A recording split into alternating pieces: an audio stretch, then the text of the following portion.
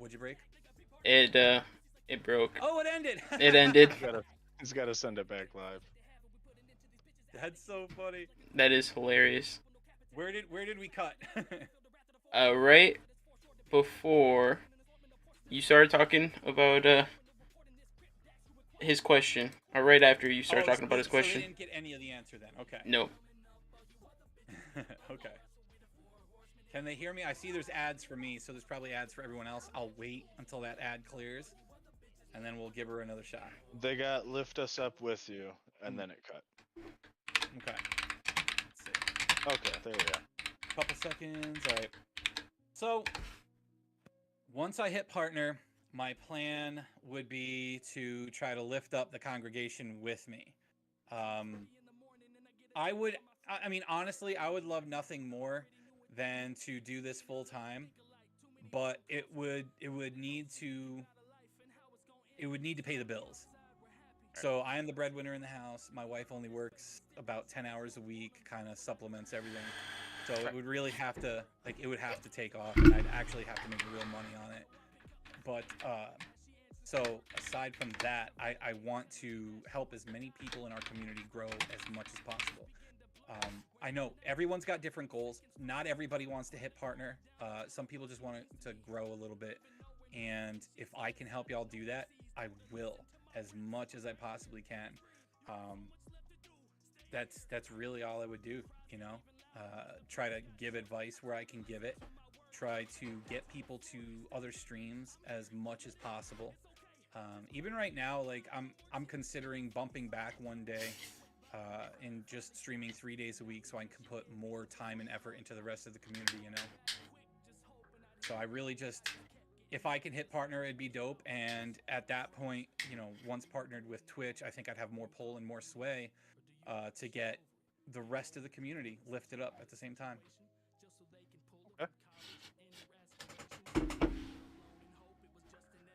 So, on the subject of having it pay the bills, have you heard of Twitch's AIP program? I glossed over it with Goody a little bit in one of our previous podcasts. I actually have not. So it's called the Ad Incentive Program. Basically, you can select so many minutes per hour of ad time that you'll play, and then Okay, they'll. I have heard of it then. Yeah. So, what is your take on that? What do you think of that? I think you should have the option to be able to turn the ads off. Because I watched a video on this the one day. I didn't realize that's what it was called, by the way, in the shortened version there. But Okay. so I went into my channel and I tried to cut it back the way the person showed it, so you get minimal amount of ads. And to be perfectly honest, you don't really get a whole lot out of the ads anyway. Like your portion of that cut is next to nothing. So what I wanted to do was, or what I think they should do, is give you the option to just turn your ads off altogether. If I could do that, I would absolutely. Right. Okay. Well, so I guess to expand upon the AIP a little bit, they changed it a smidge. So like if you sign up for 1 minute per hour of ads, you'll get $100 a month, provided you've agreed to stream 40 hours a month. And I think it's like $200 for 2 minutes, and then it's like $500 for 4 minutes, and that's per hour. So that streamers that aren't like your top tier streamers have some way to bring in some money off of that. I guess that's more of the thing I was looking at with this. Yeah, see, I didn't see that part in there, and all I knew about ads was what I knew before what they paid. Like I try to look on my channel to see what the breakdown is. Like, you know how it shows you your Twitch Prime subs, you made this much money, your cheers, you made that much money. Every time I look at the ads, it's always, you know, down below $10. It's like $5, $2, whatever it is. Right. And it doesn't really seem like you're getting all that much out of it. I didn't hear about this part where they're going to pay you. What would you say, $100 to get how much time It's with like the ads? for 1 minute per hour, you get like $100, and then I can't remember if the next step up is 2 or 3 minutes, but it's like $200. It scales up, and then at 4 minutes, it's $500. It's a lot of ads. You gotta.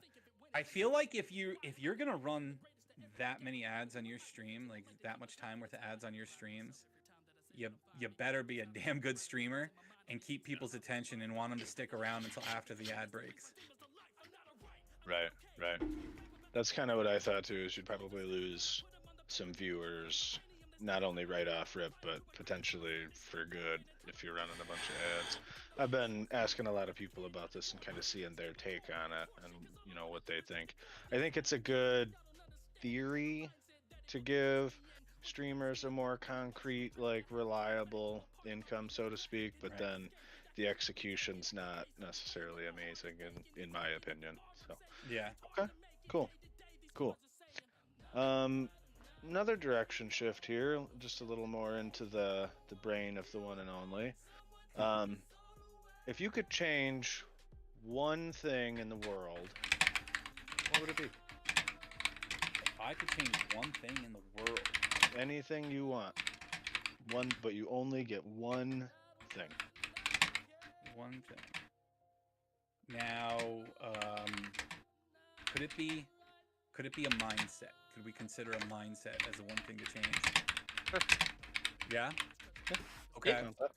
So, without touching on anything political, it's kind of a political statement. That's fine. Get people out of the mindset of one opinion, someone's one opinion, even if it's political or about, because this is on my mind because it's all we've heard the last 2 years, COVID, political shit. Yeah. Stop letting one opinion change how you feel about somebody. Like, I want people to get past that because we have so much more in common. This is like the scale here, okay, that you always hear about. Negative always seems to outweigh positive, right? So you could like 10 things about somebody, but now they come out with one opinion that's different than yours and you absolutely hate them for it. Like, it's just such an extreme shift. We really need to start looking at positives as outweighing the negatives. And that's what I really want. I want people to be able to talk to one another, have a disagreement, okay, but don't let that affect your feelings toward the person or your friendship towards the person or any of that. I mean, does that make sense?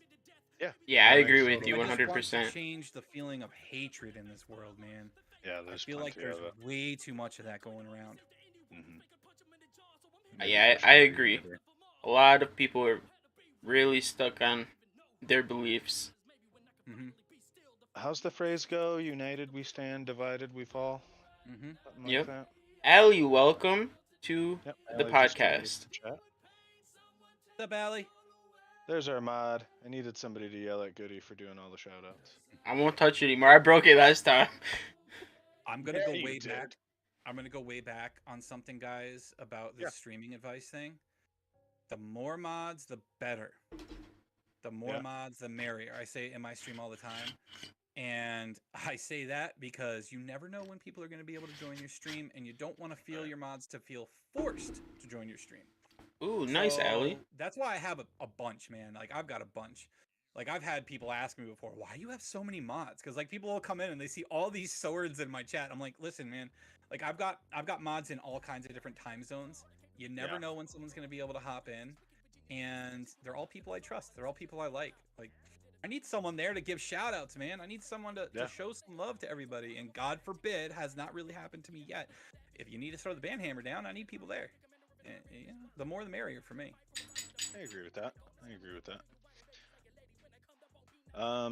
I was gonna type it to Allie, but I guess I can just ask. Allie, did the thing we talked about, did that turn up yet?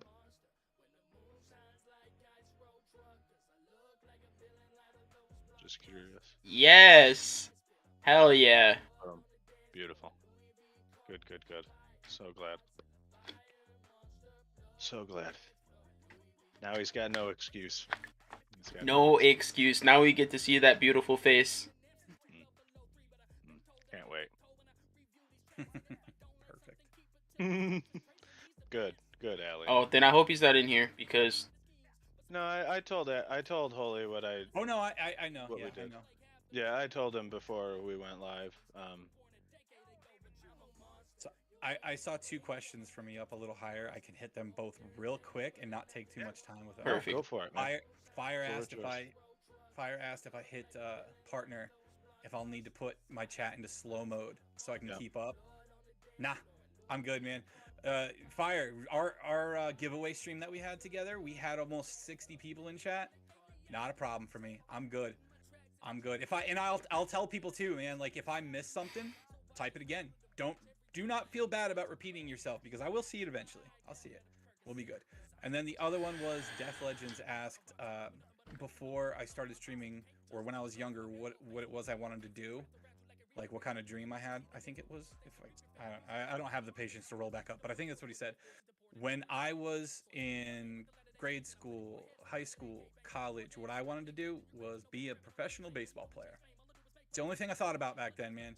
I mean, I did kind of want to write too. That was my backup plan, and that never panned out. But I loved baseball. I even went and tried out for the Philadelphia Phillies. Oh wow, okay. That's still awesome that you got to try out. Yeah, it was really cool. It was right in downtown Philly, at a little park down there. I can hit the ball a mile, or could. I don't know about anymore. I might throw out my back, but I could hit the ball a mile. But I was like Albert Pujols running around the bases. Okay. Funny. Slow as shit.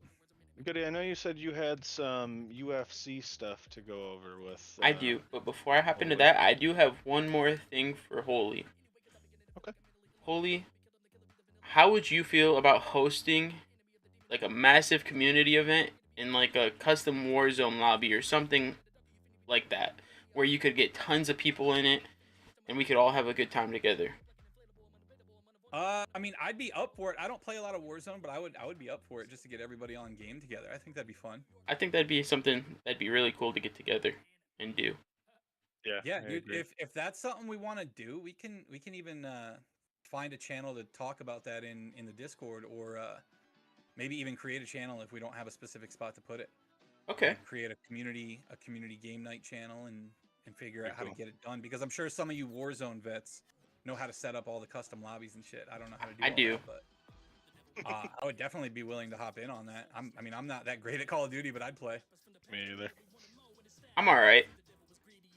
I said to Baby Jelly the other day, I'm pretty sure Stevie Wonder could clap me in Call of Duty. Actually, I recently just downloaded it again because I finally got an external hard drive for the PlayStation, and I'm able to get all these games again. That's why I was playing Fortnite last night. I want to be able to play with members of the community a lot more often. So that's the main reason for all that. So I'll definitely hop back in. Yeah, getting a giant Warzone lobby, that'd be cool. That'd be super. OJ, Ali, thank you guys for the shout outs in the chat. Yes. Greatly appreciated. Yeah. Thank you guys. Baby Jelly. If we all suck, it's going to be a great match then. Perfect. I'm happy to be here to fluff up your guys' KDs. You know, we're all good at something. Mine's fluffing up people's KDs, not my own. So you can do like a massive custom Warzone game. You can, yep. That's pretty cool. I wish Apex would have something like that. Now I know Apex has something. They have something similar, but I hear you have to pay for it. Oh. Like you have to pay to be able to use the custom lobbies, and it's only offered to certain creators and stuff like that. I don't know how you get I don't know how you get in touch with people to do that, but okay. that'd be cool too. Fire, send me a message. We should get something going. Yeah, that'd be cool. That'd be fun. That'd be a lot of fun, actually. And I'm not much of a FPS guy. I play a little bit of them. I tend to linger more in the realm of like strategic FPSs, like Arma 3 or Ready or Not, things like that. But I'll play some competitive FPSs if it means getting with the community and just having a ball, you know. I will ask you guys, both of you guys, this. If we did do something like that, in chat, you guys are included in this. Would you guys want to do like a duos tournament, a trios tournament, a quad tournament, or like just free for all? I think that would depend on how many people we would get in. You have to have, I believe, to start a custom Warzone game, you have to have at least 50 people. Have at least 50 people. Okay. You could rock any one of those then, couldn't you? Yep. I think so. Trios might not break up all that well.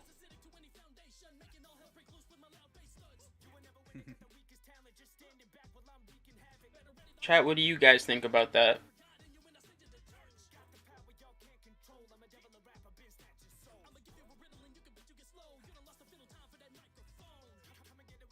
It would be pretty fun. It'd be a ball, man. Free for all, less people. Okay. Okay. I was thinking maybe like a duos personally. Solos or duos would be nice. Yeah. I mean, I can see that. Yeah. Solos would be chaos, wouldn't it? Solos would be chaos. And I feel like if we were worried about like two people that were really good at Warzone teaming up, we could always do like a drawing also. So you don't necessarily get someone if you're really good at Warzone, you can't pair up with someone that's really good at Warzone. So, Carry me. so the group I'm a part of now, the stream team I'm a part of, Blue Collar Media Group, they are doing sponsored tournaments from here to the rest of the year. There's going to be a 10-team limit each month, but the way they're doing it is it's quads, it's teams of 4, and their total team KD cannot exceed 4.5. Okay. So even if you set a KD limit, even if you're doing Yeah, that would duos, work also. it Yep. can't be higher than 2. Like, so you get someone with a 1.4 and someone with a 0.6 KD teaming up together, or whatever you want to set it at. That would work also. Because I agree with that, because then if you do like a drawing, then it might push some people away from doing it, because then they're like, oh, Yeah, well, I God want to. forbid you get 2 people that both have like a 3 or 4 KD. Like, good luck. My KD is like a 0.2, Ali says. I think I have like a 1.6 KD in Warzone. Mine's probably a negative. A negative. I don't have anything. So No, somehow I managed jumped less into a than 0. solos match when I first downloaded it, and I got smoked as soon as I landed. In the second game, I was shooting someone for what seemed like 10 seconds, and they didn't die. I didn't know what the hell was happening. I'm like, why won't they die?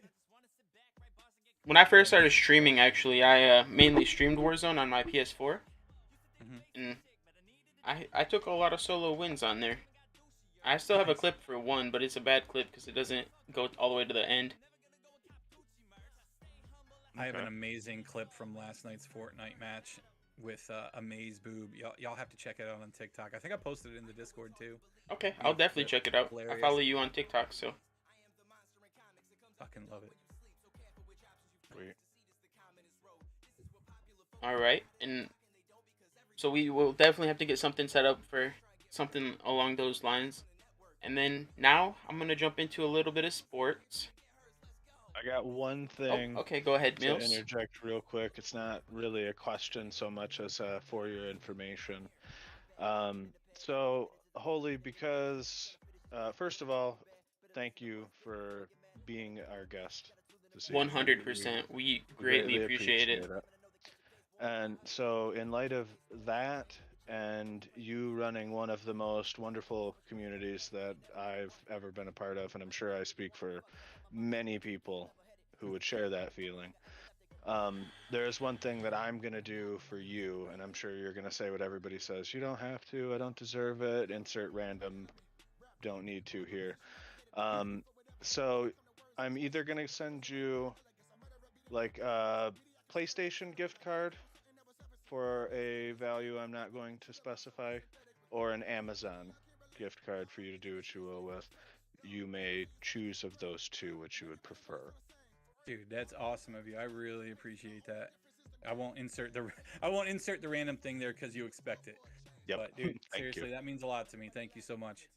That's awesome. Well, it's been my mission to kind of give back and say thank you to people and show them that I appreciate who they are and how they've been and how they've helped me, and not just me, but other people. I said this to Jack Ryan. I was like, you're always out there supporting people, even through your crazy schedule, and you've got your own life going on, and you're still making time to support people and talk to people. Ali, thank you for the biddies. And the same applies for you, man. So I would like to give back to you as well. So thank you. Mills, I'm gonna chip in on that as well. Okay, cool. That sounds good, man. Thanks, Goody dude. That's awesome of you. Okay. On my end, you can expect it about mid this week. I'm just waiting for some money to go to my PayPal, and PayPal slow as balls. All right. Good So go ahead now. the first thing we're gonna hop into is we're gonna hop into the NFL free agency. And Fire, thank you for the biddies as well. You guys are awesome. Yes, thank you. So obviously the NFL season is over, but it has been a crazy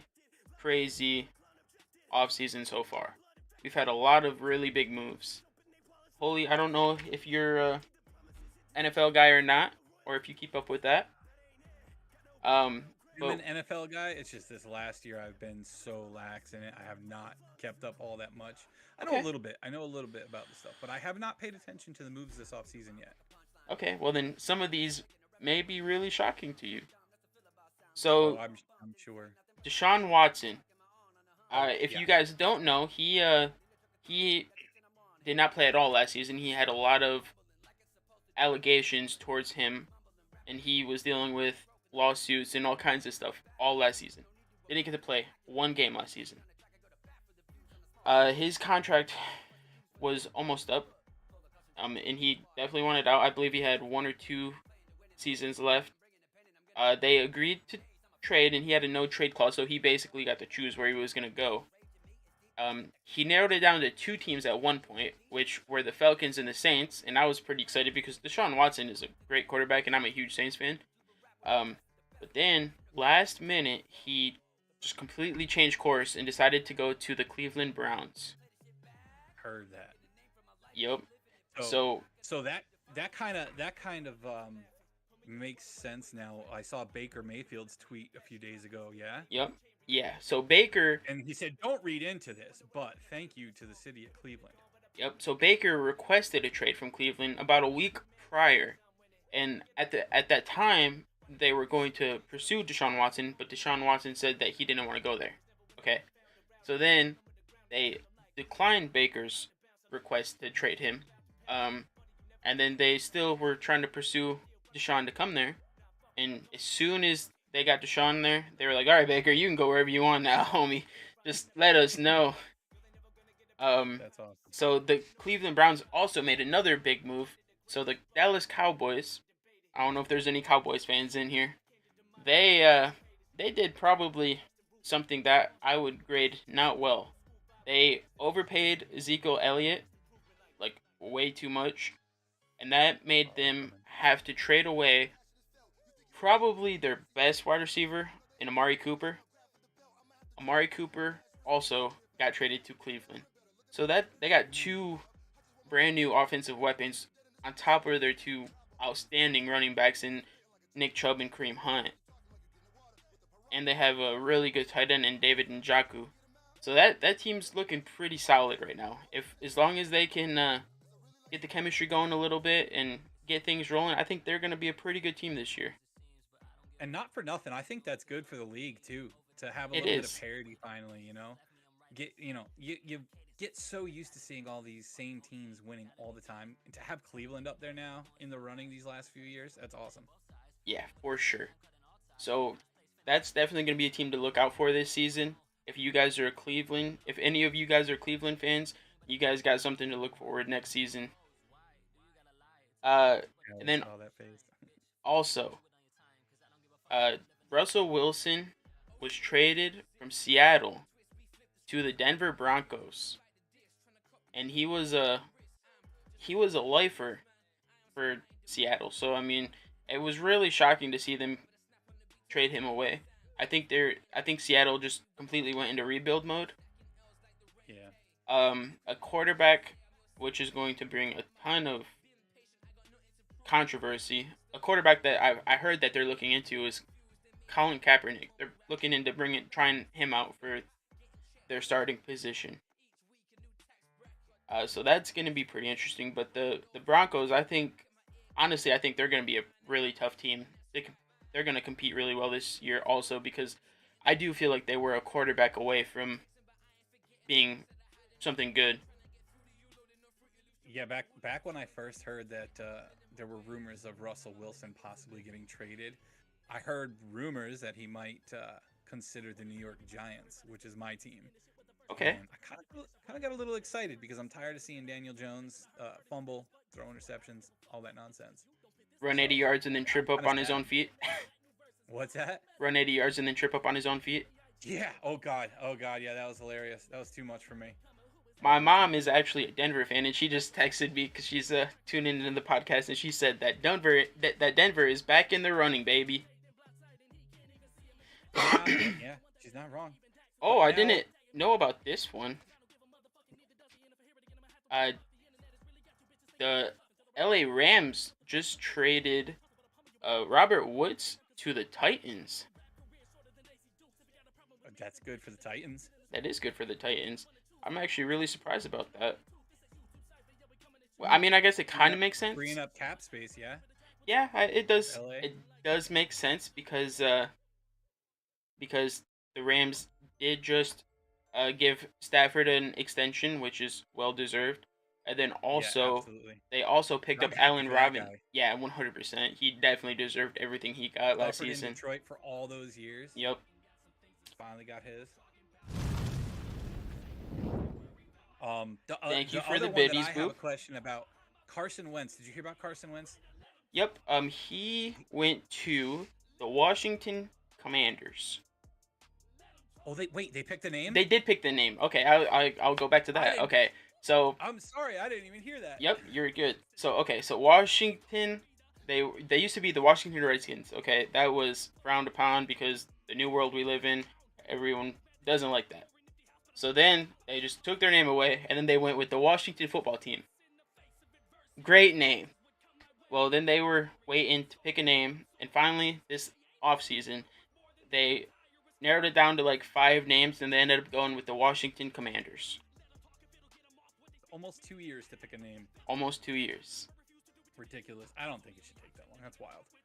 Yeah, I feel like once they got rid of it, they should have had something lined up. I don't think it takes that long because that was one of the names that they were talking about right from the rip. Yeah. So are they going to stick with the same colors? I do believe everything's staying exactly the same. They're just literally adding a name. Cool. Oh, yes, Allie. Allie brings up a good point, too. I don't mean to get you off track, but... Yup. The unretirement. And that was actually breaking news last episode. Tom Brady... Oh, yeah? Yup. When we were live, Tom Brady said that he is coming out of retirement to return to play for the Tampa Bay Buccaneers. Freaking ageless wonder, man. He just didn't know what to do with himself. That's all it is to it. Like, he just could not stay sedentary. He had to be moving. He had to be doing something. He had to be striving for something. That's just how he is. I saw a hilarious meme on Facebook the other day. It was Gazelle telling Tom that he needed to pick up the kids at this time and then like do the dishes when he got home and blah blah blah, and then it had him picking up fun like, guys, I'm coming out of retirement. Yeah, like I'm done. This dad life ain't for me. I'm out. I got to go throw a football around the field. Everyone, welcome in. Mills, you got a couple people saying hello. Okay. Yep, I'm keeping up on him. You noticed your dad's out there, right? Yep. Papa Goody. Okay. Papa Goody is out there. Allie gave him a shout out, but I wanted to point out to everybody that Hollywood is Goody's daddy. That's awesome. That's awesome. And if I might add, as to why that's awesome, is because it is very rare for people in your real life to come support you. I mean, at least in my experience anyway. Like, I've had very few people stroll through that I know in real life. Right. I think that's incredible to get that kind of support when they come in like that. I love it. Yeah, my parents are super supportive.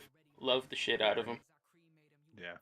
I would like to say that as my stream has grown the bit that it has, I'm starting to get people in my town. Granted, I live in a small town, so everybody knows everybody. But I'm starting to get people in town being like, "Oh, so you're a streamer? You're on Twitch?" And I'm like, "Yes." I'm in a small town too, but no one around here gives a crap. No, so you're saying next time I come up there, they're all gonna be talking about you? Well, I don't know about that. If they are, I'm not sure it's good things, but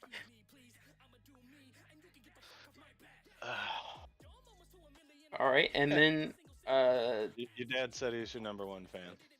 he is. Hey. Yo, you got to Big get him a support. shirt if you haven't already. I do. I need to get myself a shirt. So they got Dude, these 2.5 shirts. years of doing this, I finally got myself a shirt coming. 2.5 years. Wow. So yeah, get 2.5 your stuff, years. rep your stuff, do it. If you're not going Goody. to promote yourself, who will? I also want to make myself a hat. That'd be cool. Fire Exit said he needs everyone's merch. There you go. Streamlabs is the easiest way to do it. Okay. Allie, I would greatly appreciate that. Oh, said mom needs one too. 100%. Wow, Everyone there you needs go. one. I'm gonna send everyone one. Make sure you got something marketable that you can put on it. Yep, for sure. I don't have merch yet either. It's coming soon. Now, I guess. You breaking have Streamlabs breaking Prime, news. right? Yep, breaking news. There you go. You're done. Just go put your logo in a bunch of crap and you're good. That's what I did. All right. Oh yeah. Goody, there are these t-shirts that they got two thumbs pointed up, and it says this guy's gonna be a grandpa. That'd be a fun Yep. shirt to get your dad. Oh yeah, and then if anyone doesn't know, my wife and I are expecting our first child. Yep. Goody's gonna be a dad. Congratulations. Thank you. I really That's appreciate that. exciting. That is really exciting. My pop said he'll wear everyone's gear, one for every day of the week. I love it. I love it. I do have my link in the Discord. You can have this ugly mug on a shirt or on a mug. Put my ugly mug on your coffee mug. Beautiful. I Perfect. even have a I'd take a travel coffee mug on mug. there. Ooh, I'd take a travel I mug. got a travel mug. I got a coffee mug. I got, all kinds of cool stuff. Got this poster behind me. Well, I also have shirts with just the congregation logo in there. So if you don't Nice. want to wear my face, there's the congregation logo. Beautiful. I'm Fire gonna Exit did a wear your bang-up face job on it. and the congregation logo. How about that? You could. I've got my face right here. Congregation logo over here. It's nice. I can't wait to get my shirt in. I'm so stoked about it. Me pops. Love Makes it. me sound old. My father is known as Pappy to my kids. Okay. He's Pappy. Okay. My mother was Mima. Yep. My oldest calls her grandparents Mima and Peepaw. That's awesome. Yeah. My parents were like, we're not going to be called Grandpa and Grandma. That just makes us sound old. I'm like, well, Yeah. you pick whatever you want then. You got to live with it. My Yep. mom was Yep. my mom was kind of the same way. She's super excited. She chose to go by Nona, Oh, that's Okay. cool. I like Yeah. that one. and my dad said he's undecided right now. He doesn't know what he wants to be called yet. Old man. I'm just saying, Pappy sounds pretty cool.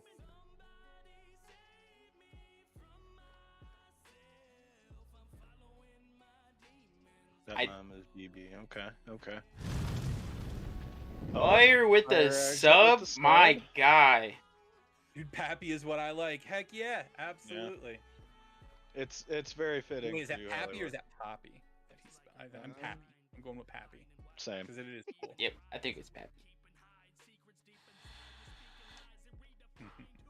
Nice. All My right. dad So what is, else? What else we got, Goody? You got something on UFC? Because I haven't watched UFC since the Brock Lesnar fights. Oh Oh, boy. wow. Okay. It's been a while. Well, actually, no. Wait. Was the one fight where Silva busted his shin after Lesnar was already done? I guess it watched- depends I watched on that. what Lesnar fight, because Lesnar did take a long break and went back to the WWE and then came back and had one more fight. So if I it depends on I think I did see his final fight back in WWE now, isn't he? his final fight was against Mark Hunt, and I want to say it was like 2016, maybe. He got whooped in that one, didn't he? No, I believe he won it, but then he tested positive for PEDs. Oh, that's right. That's what it was. Okay. Yeah. Now he does Yeah, the Jack, WWE thing for where he sure. wrestles like once Hydrate. a month. Mills, come on. Oh, whoa. I warned you. He's banned. 1, 2, Allie, 3. Allie, I need 4. you to. Okay, What? now she's helping. She's joining. She's That's what joining. I was hoping for. Whenever I do Yeah, that, but it starts the mutiny, and it's great. Yeah, it got changed Right. to a no contest because of the PEDs. So like I said, I'm I gonna don't wait. have my beverages to join in with you, Goody, but I got my spiked cherries. I'll have a couple of spiked cherries with you if it makes you feel any better. I'm broken. Holy shit. Oh, my sweet Jesus, Mother of God. It's okay. So your hydrate is for an alcoholic beverage, and you have it set to 100. Well, it Dude, I wasn't. did a It subathon wasn't where necessarily I did for an one shot for alcoholic every 5 beverage. subs, and I still got fucked up. Like, oh my goodness, Goody, you might as well just. I'm doing some shotgun with that water. I can't shotgun it. It's a pint. Oh God. Get the boot out. Get the boot out. I'm doing some with water, guys. I wonder if the cherry juice tastes any good. Oh God damn, that's really good. That's really good. Cherries? Really Good. say. I can't shotgun it, guys. It's a pint. Dude, the juice? Yeah. I'll chug it though. Don't want to drink too much of it. They still got soak in there. You can hang out if you want, buddy. Still got soak. There you go. I help a little bit. There you go, guys. Nice. 1 point down. Get it, Goody. Yeah, there we go, fire. Allie, no. Allie, you don't make the rules here. Back to streaming advice, guys. Just one more quick tip. Getting a mini fridge next to your desk, your setup here. Best thing I've ever done. I highly suggest it. My mini fridge is right here. Okay. So, I mean, I need a beverage. It's just boom. We're ready to go. Beautiful. Set it up. Do it. Totally worth it. Chat, do you guys feel like that pint covers the 22 hydrates that I got? I really hope you guys say yes. One more I pint. just inhaled the cherry laughing at you. I'll take one more drink. Jack Ryan, you say you got a mini fridge in there too? Listen, Allie, it's a great idea. Actually, even if you don't get a full fridge, I believe I saw up at Walmart they got these tiny little Frigidaire things you plug in. It's like a mini fridge. It holds a 6-pack. So if you can't go full size, it's like 30 or 40 bucks. You're good. So since we're talking about mini fridges, have you ever seen the YouTube channel Basically I didn't want to Homeless? have, guys. No. So he took a mini fridge, like an actual mini fridge, and he built a computer inside of it. So he could game from it and have his drinks cold inside of it. Absolutely hilarious. The man's a genius. He did the same thing with a toaster, so it would make toast on one side, but if you dropped the lever on the other side, it started up the gaming PC. It's a riot. Listen, tangents on a podcast are the way to go. It's beautiful. If something pops in your head, just roll with it. Just roll with it. Tell Perfect. Allie, I need you to tell King that we all approve the mini fridge. Yep. Approved. Mini fridge approved. Approved. Stamp of approval. We need All a who agree, say aye. Aye. The eyes There you have go. it. That. Wanted to build a desk with a PC inside. Nice. That'd be I've pretty seen cool. those. Those are cool as shit. Those are really cool.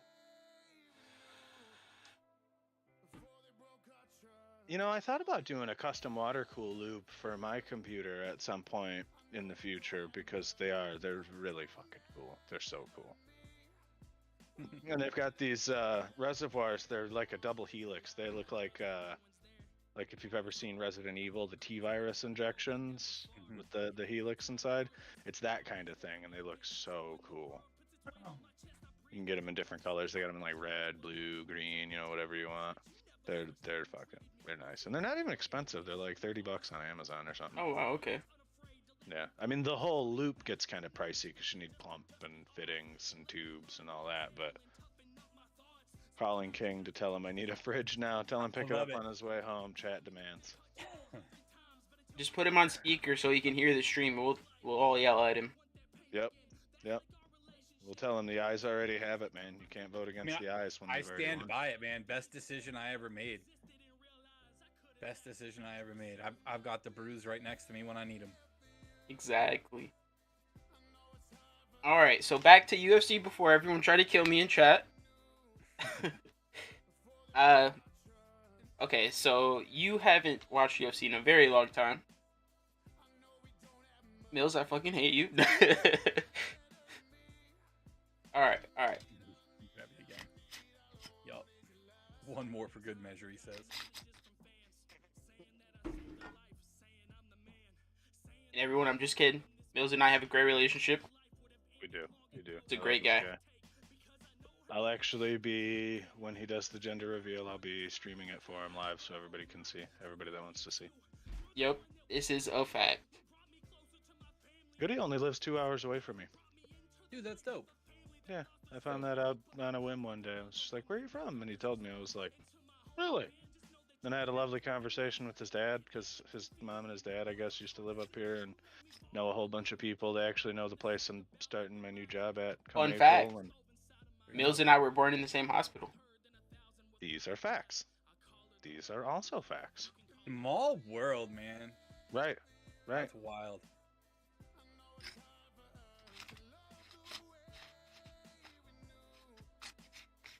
I'll stop hydrating Goody so he can speak. All right. So I UFC. just want to get to the UFC.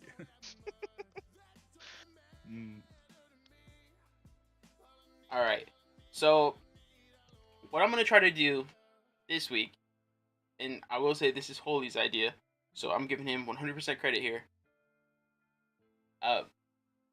He told me that he hasn't watched UFC in a long time. He just kind of lost interest in it.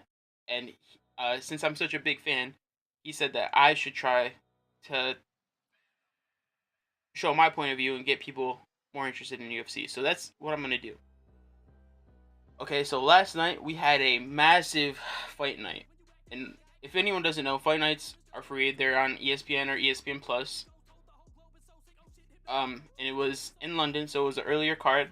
So that makes it a lot easier for a lot of people to watch it, because obviously Saturday nights are usually, a lot of people have plans for Saturday nights. Rather it be going to dinner with someone, or a lot of people have things to do Saturday night. So watching UFC isn't necessarily on the top of the list for a lot of people. So it was really cool to have this fight night be earlier in the day. It started at 1:30, and then it ended around 6:30 or 7. So that gives you plenty of time to go do stuff afterwards. It was probably the best fight night I've seen in a very, very long time. It was a UFC fight night. It was the London card. They were back in the O2 Arena for the first time since 2019. So that was huge. And they had a lot of London fighters or English fighters. So the main event was Tom Aspinall versus Alexander Volkov, and it was a really good fight. Only thing I knew about UFC was a bit ago when they were all going to this island to avoid COVID rules. Was that right? I'm curious about that. To an extent, okay. So what they did was, the US was pretty much the only place they could hold cards during COVID, because everyone else was in crazy lockdown. So what they did two things during COVID. They came up with holding fights at the UFC Apex in Las Vegas, which is one of their biggest training facilities. So they hold cards there still to this day. And then they built a whole big arena on an island in Abu Dhabi, and they call it Fight Island. When they were there at Fight Island, they would be there for like a month at a time, so they'd have 2 pay-per-view cards there on top of fight nights and things like that. And they did that just because that would make it easier for people on that side of the world to travel to there. They wouldn't have to travel as far, so they wouldn't have to come all the way to the United States. Oh, no problem at all, Fire. That's what you guys are here for, to pick my brain or pick Mill's brain. Yeah, guys. Happy to have questions. You guys are not distracting by any means. So the Fight Island is really cool, and I believe they're returning to either there or just Abu Dhabi in general in October. So that's gonna be big. So last night was a really, really good fight night. They had a lot of really good fights. I was actually really excited for it. I usually only have people get together for pay-per-views because pay-per-views are, they're pay-per-views. You're paying to see some of the biggest fights in the UFC. Well, this was just a fight night, so it was free, so it didn't cost me anything, thank God, because the UFC is going to make me bankrupt one day. So it was Tom Aspinall versus Alexander Volkov, Arnold Allen versus Dan Hooker, and then Paddy Pimblett versus Kazula Vargas. And then there were some more fights, but those were like the three really big ones. And if you're from England, you probably know Paddy. If not, okay. Paddy, he goes by Paddy the Baddy, and he's huge over there right now. He's popping off. He signed a 7-figure deal with Barstool Sports. He's up and coming for sure. This was his second fight in the UFC. He's definitely going to grow a lot. He's basically, I'm kind of looking at him like he's the next Conor McGregor to an extent. And that's some big shoes to fill because Conor blew up to a whole nother level. If you don't know UFC, that's fine. I guarantee you know the name Conor McGregor. Yeah. We talked about him. Yep, for sure. Hell of a fighter, but even better as a promoter. People thought he's Don very King was a promoter back in the day. This dude, he knows how to promote himself. He knows how to get people hyped up for a fight. Yep, Conor is very, very good at using his mouth to gain viewers. Absolutely. He is one of the best shit talkers in the sport.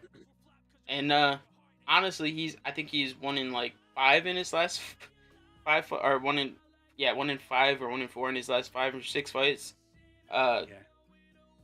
He let the money get to him, which is unfortunate. He fought Floyd Mayweather and then just was like, I'm rich, I don't need to do nothing. Obviously, that's not the case. If you're gonna compete at that high of a level, you're gonna have to stick in the gym and stay training and doing all these things instead of being out there and buying yachts and Lamborghini yachts. Like, you're not gonna be able to do that. In his mind, he's getting paid anyway. He is, and win or lose, he's got a big portion of that purse, no matter what. Yep, 100%. He's definitely the highest paid MMA fighter in the world, as well as last year he was the highest earning athlete in the world. Wow.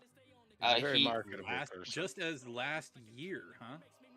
Yep, last year he was the highest earning athlete in the world, and that's how many fights did he have last year? He didn't have many, right? He fought 1 time last year, and it wasn't. That's but it was the like 1 or 2. The thing is, it wasn't just for like it's your earnings altogether. So his big thing that his big and everything. Yep, his sponsorships, his whiskey, and that was the big thing that got him up top. He sold his whiskey, so now he doesn't own it now. He's just like the face of it, I guess. Yeah. So he's now worth over $200 million, which is I couldn't even imagine. Which is massive for an MMA fighter. Yeah. MMA fighters. So to put it in perspective, MMA fighters on like a pay-per-view main card, they're usually making around $500,000 a fight. Conor McGregor, on the other hand, is making over $1 million per fight, and he's one of the only fighters. Yeah. Yeah, Jack. Yep, he's the ambassador, exactly. Yeah. So, away from the Conor rant, it was a really, really good card last night. I'll talk about a few fights. I watched the whole card. I didn't miss one fight, which was exciting because usually I miss a fight or two. I'll start. I'm just gonna go over a couple. I'll start with Paul Craig versus Nikita Krylov. Paul Craig, I'm a huge fan of Paul Craig. He's from Scotland. He's a really, really talented fighter. He has crazy jiu-jitsu. And I'll be honest, when the fight started off, it was not looking like it was going to go his way. He was getting his ass beat. He got taken down. He was getting pounded on. The dude would stand up and just drop crazy blows. At one point, it looked like he got rocked really good from laying on his back. And I was with my dad and then my best friend Noah. And my dad at one point was like, I thought you said he had crazy jiu-jitsu. I was like, yeah, he does. I don't know what he's doing right now. And then literally a blink of an eye later, he threw in a triangle choke that was like so fast and really, really well done. And he ended the fight with a triangle choke. So that was a really good fight. It definitely took a turn of events that you might have not necessarily thought was going to happen, because it looked like he was just going to get dominated the whole fight, which I was. Dude, that's why MMA is so exciting to me. I mean, the main reason I haven't watched in forever is because I don't have cable or any kind of live stream TV. But like you said, man, blink of an eye. Blink of an eye, something can change. People who know jiu-jitsu, man. Yep, for sure. They can get their ass kicked the entire fight, come down to the wire in the third round or fifth round, and pull something out of the hat, and it's over. Yep, and this, I will elaborate. This happened in the first round. Everything happened in the first round. It looked like he was gonna get finished in the first round. To be honest, he was getting pounded on. The dude would stand up in his guard and just start laying down elbows and hammer fists and strikes. He was hitting him really, really hard. And then out of nowhere, Paul Craig just threw up that triangle choke and locked it up really, really tight. If the dude didn't tap out, he would have went to sleep. So that was definitely wild. It was a good fight. Did not see it going that way at all. And then the next fight I'll go into is Herbert versus Aaliyah Puria. Okay, and if anyone doesn't watch UFC or they don't keep up with this stuff, Aaliyah Puria and then Paddy Pimblett, they actually had an altercation throughout the week last week. Paddy was signing t-shirts and doing like some fan meet and greets, and then Aaliyah with about 5 other people walked in the room, and they were all eyeballing Paddy. So Paddy was like, "What's going on? Like, you got a problem, dude?" So they walked over there and kind of like flinched at Paddy and was like, "What's up?" So Paddy grabbed a hand sanitizer bottle and slapped him with the head on it, or slapped Aaliyah in the face with it. So after that, Aaliyah like swung at him a couple times, and then after that, nothing was really said. But it was very interesting to see, and they weren't even fighting each other on this card. So it was like, what are you guys doing? Well, after Aaliyah's fight, which he almost got knocked out in the first round, it was really, really crazy. He got hit with a head kick, and he was definitely doing the stanky leg for a second there. He ended up recovering, doing well, and then in the second round, he landed a nasty hook. Right hook put the dude out cold. It was a really, really good hook. He had really fast hands. He was a featherweight 145 pounder. Paddy's a 155 pounder, so I think that's definitely a fight that can happen eventually. So that definitely is exciting to see him win, to possibly pursue that fight with Paddy. And then the next fight we'll go into is the Paddy fight, which he fought Kazula Vargas. Paddy Pimblett versus Kazula Vargas. He came out and he looked a little slow compared to usual. Paddy did. He got taken down, and then if anyone doesn't know about Paddy, he was a champion for Cage Warriors, which is a big promotion in the UK. This was his second fight in the UFC. His first one, he won by knockout after he got caught. Who would lose or gain for it, though? Who would lose or gain for what, exactly? Oh, I see what you're saying. Okay. Honestly, they'd probably do it at 155. That way, Aaliyah doesn't have to cut the weight to 145 and Patty doesn't have to cut the weight to 145, because most of the time in UFC, the fighters are walking around 10 to 15 pounds heavier regardless. So I'm sure Aaliyah is looking at it like, okay, well, I don't have to cut to 145. Bet, let's get this going.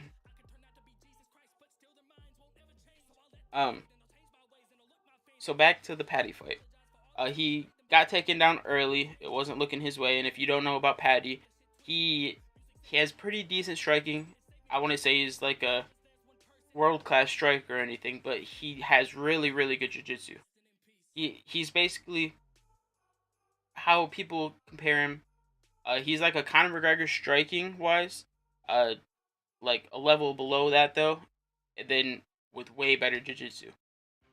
So the dude took him down, and at first he was like dominating him a little bit, and the commentators even said like, "Why? We're not sure why this guy took Patty down, because if he sits down here, then it's not gonna go well for him. Eventually, it's gonna go Patty's way." Well, that's pretty much exactly what happened. Eventually, Patty was able to better his position, and then take the back of Kazula and lock in a rear naked choke. Choked him out. So he was able to win that fight in the first round. And that was, the audience went wild for that one. Everyone was hype about that. Patty is a very, very big superstar overseas. And then we had Arnold Allen versus Dan Hooker, which was the co-main event. Dan Hooker is from New Zealand. Arnold Allen is from the UK. Dan Hooker was a 145 pounder. He moved up to 155 and fought there from, I want to say 2014 until last night. Then he decided to go back down. Arnold Allen is an absolute killer, so it was a really good matchup because Dan Hooker is also a really good fighter. He hasn't necessarily done the greatest his last couple fights, but he's a monster. Arnold Allen and Dan Hooker got into an absolute war. That was probably one of the best fights all night. They went out. Dan Hooker was pushing forward the whole first round, and then Arnold Allen just started swinging on him, landed some really good strikes, got Dan backing up. He was hurt, and then Dan landed a strike that put Arnold down on his knee. Arnold got back up, swinging more. Then it slowed down for a second. And then Dan was coming forward again, and then Arnold landed another devastating strike and got Dan backing up again, and it ended up getting ended. TKO. Dan was up against the cage. I will say one thing about Dan, he never got dropped in the fight. He stayed up the whole time, but he was getting beat up really bad. So Arnold ended up winning that by TKO in the first round, and that was a very, very, very good fight. Back and forth war. Okay. I always feel bad seeing the TKOs, especially those standing counts. Oh yeah, for sure. That's always rough, especially when that fighter's like working so hard and they're like trying their best not to go down. You could see they're just dazed and confused, but they're like, "Yo, I'm still up. I'm still up." Nah, yep. You're done. And you defend yourself, you're out. Honestly, you have to give it to the refs at that point, because like what they're doing is protecting the fighter. Yeah. One or two more punches could shorten the fighter's life dramatically. Yeah, and there are those, few instances where people have died right there in the ring. Yep. It does happen. Luckily, I don't think that's happened in UFC though, to be honest. Yeah. Right. I'm sure it's happened in other promotions, and I know it's happened in boxing a lot. Yeah. Well, I guess I won't say a lot, but more often than even other 3 sports. times is considered a lot for that. Right. I think. Yeah, for sure. And then the main event last night was Tom Aspinall, which is an up-and-coming heavyweight. He was 4-0, and the UFC coming into this fight, 11-2 overall. And then Alexander Volkov, which this was Tom Aspinall's first big test. And I will say Tom Aspinall showed up and showed out. He dominated that fight. He was able to come out. He was the faster man by a mile. He was able to stick and move, and then time his takedowns really, really well. Alex the Machine was not the Machine last night. Alex the Machine got worked. Tom Aspinall was able to get his timing really quickly, and he dominated the fight. Had a takedown early in the fight, landed some really good strikes, and then ended up getting another takedown a little bit later in the fight, and getting him with the rear naked choke. Or no, actually no, I take that back. It wasn't a rear naked choke. I take that back. I'm sorry. It was a straight armbar, which if anyone doesn't know what that is, it's literally when your arm is straight out and like getting bent backwards, which is one of the rare submissions to be finished by an MMA ever. And You almost it hurts for sure. You almost never see that. It fucking hurts. A straight armbar, a normal armbar is like you have your legs across the opponent's chest and you're pulling back. A straight armbar is when you're laying across their chest and you use your arms to put all the pressure on their joint, which takes a crazy amount of strength. A goodie. What's up? I believe I found your next guest to talk UFC with you. Mr. Jack Ryan, the I do man believe he would himself. be good on here with you. I am 100% down with that. Yeah, Jack, I if think you that are would interested- make this happen after like the next UFC event here. Jack, if you are interested, you let me know, sir.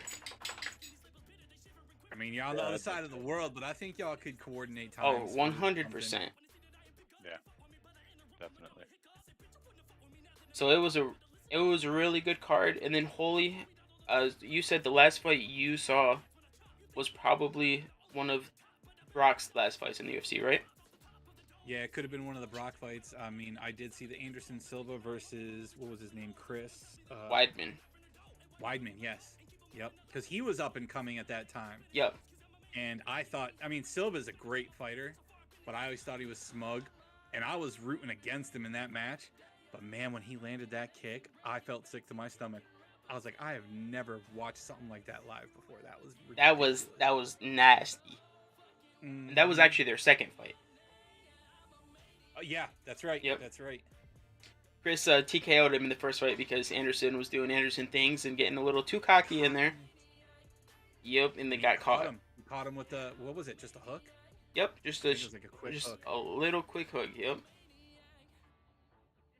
And then yeah, the second fight, Anderson was looking a lot better, and then he threw a leg kick that got checked, and it did not go well. Yep. Well, the funny thing about that too is, as I was watching it, I was talking to my buddy. I'm like, and I was saying, with all those leg kicks, I'm like, golly, I remember seeing a video on YouTube about someone snapping their leg in half doing that. That shit scares me every time I see it. A minute later, I kid you not, it was like a minute later it happened. I was like, oh my god. Yep. That is just disgusting. Yeah. Yeah, I that actually was. felt bad for Silva. I hated Silva, but I felt so bad for him at that moment. Yeah, that. You don't wish that on anyone. That's just gross looking at it. Yeah, definitely. And then, believe it or not, the same exact injury happened to Chris Weidman himself.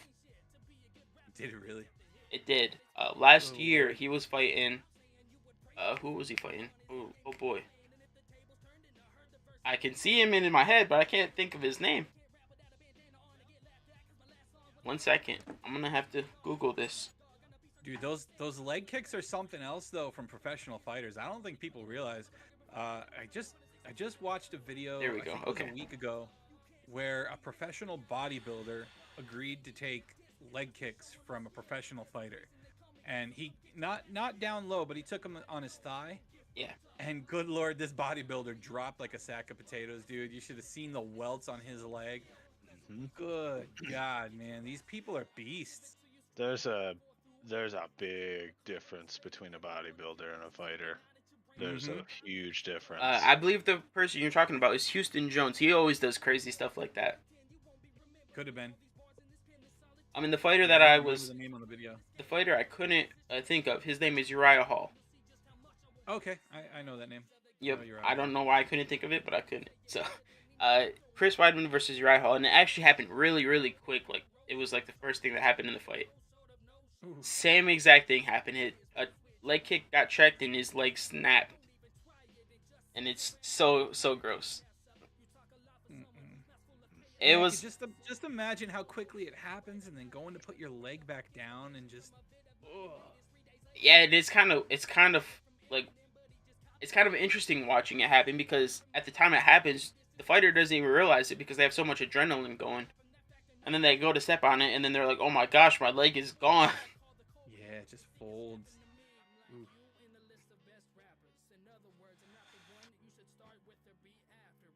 Okay. So Holy, since you haven't watched UFC, I want to ask you this: do you have any questions about the UFC? No, I mean, is there a way to catch the fights live for free, like the free fights? I'm not talking pay-per-view, but is there a way to catch it online somewhere? Because like I said, I don't have satellite, I don't have cable, I don't have like YouTube TV or any of that.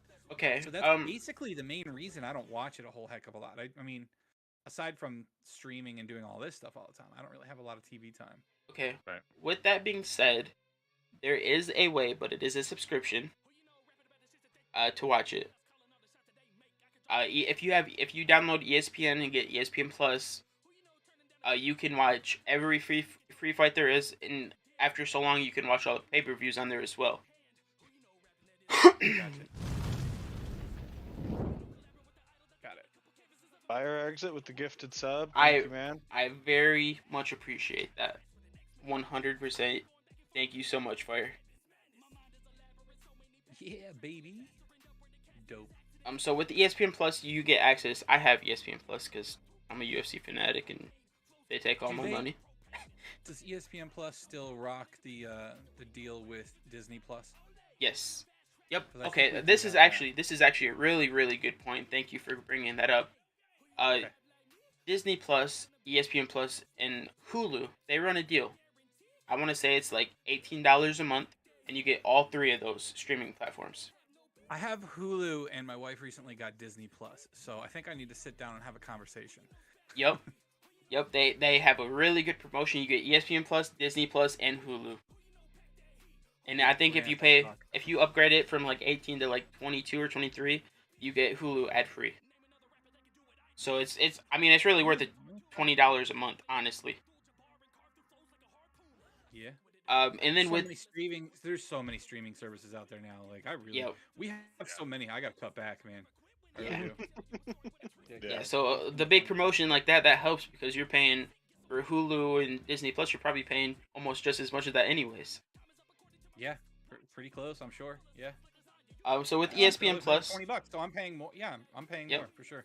yep. So with ESPN Plus, you can watch live basketball games. I'm showing it here. I'm probably not supposed to, but I'm going to for like really really quick.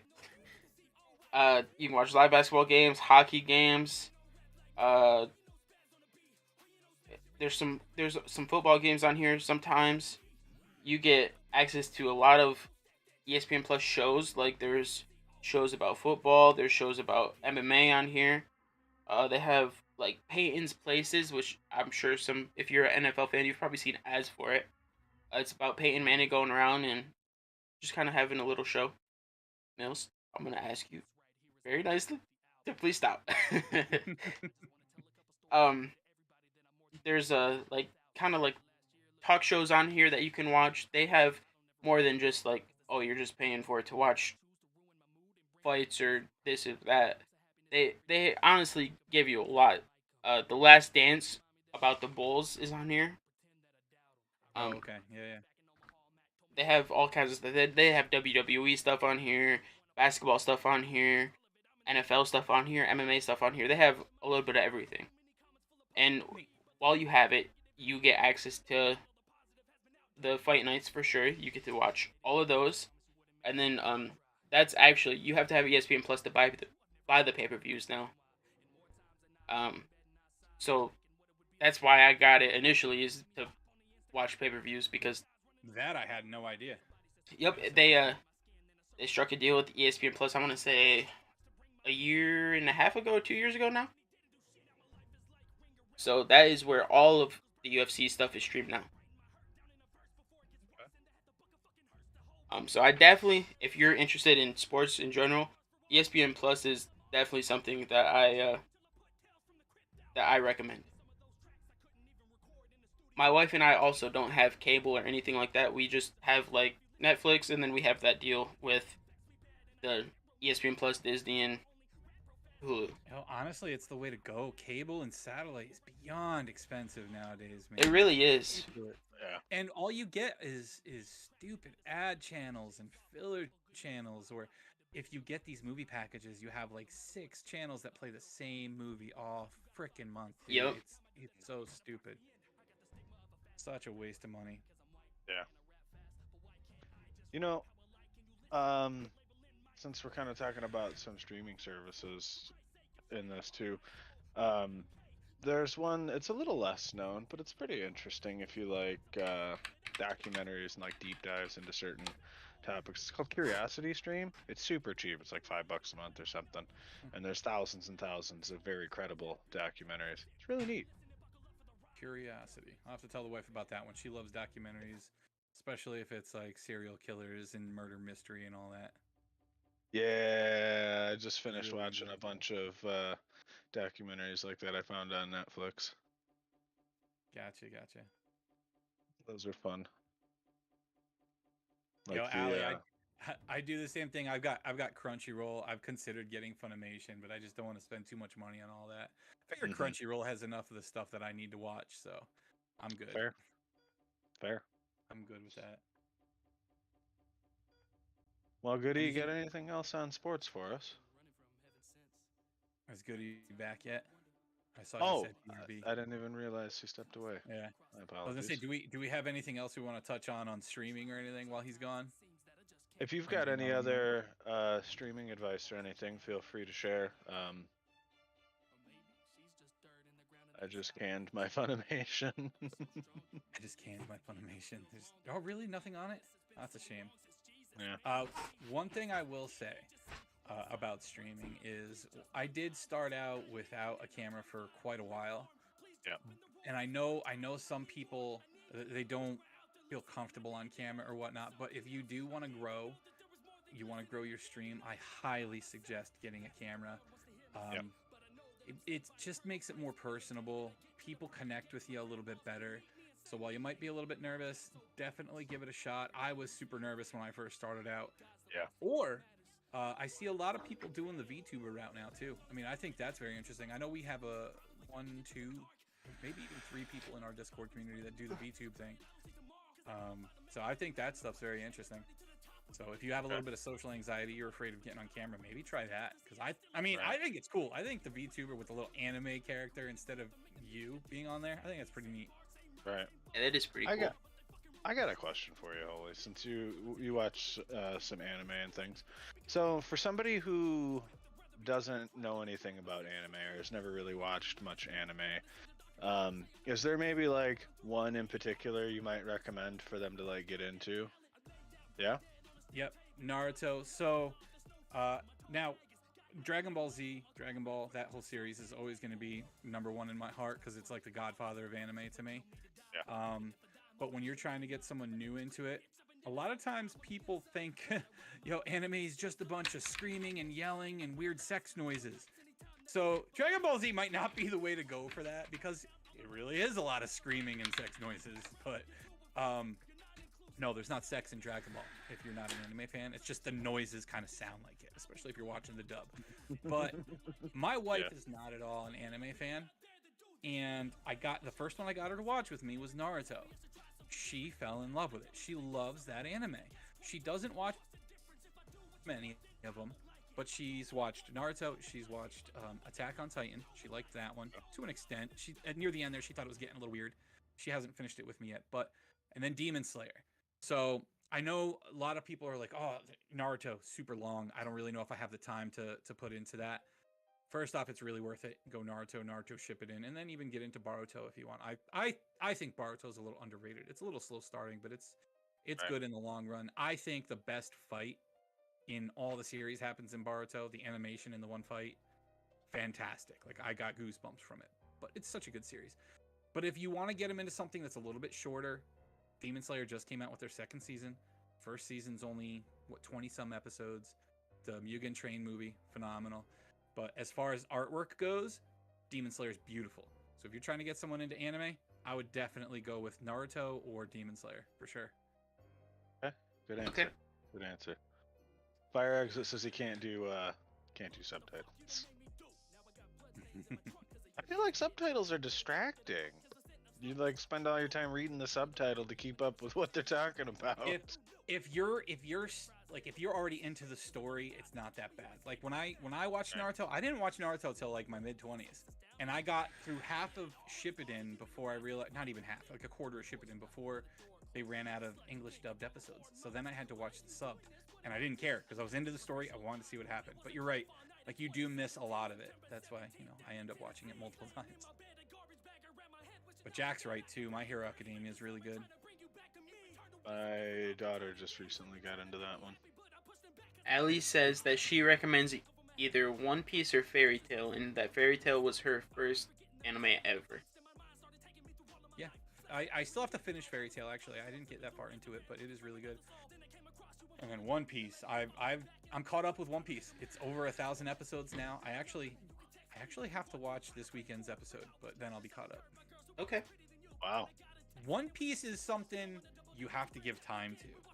The animation in it in the beginning is a little awkward. The art style is a little different, but the story's there. I think the story's really cool. So if you could get drawn in by the story, stick it out. The animation gets a lot better. The story gets really good. It's definitely worth your time. Okay. Cool. By the way, I will. Good one. Love Seven Deadly Sins. That's a Netflix original. Okay.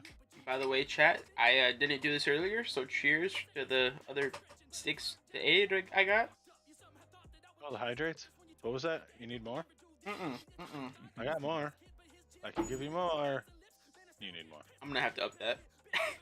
Yeah, you do. I mean, it's not gonna save you. I still got a butt ton of panel points, so I can still bomb you. But I'm gonna have to ban you for like a week. I totally get that, Allie. Totally get that. Watched a bunch of random anime. I'm like 670-ish. Oh wow. Talking about random anime, if you're not in it for the long haul with some of these long series, check out Parasite.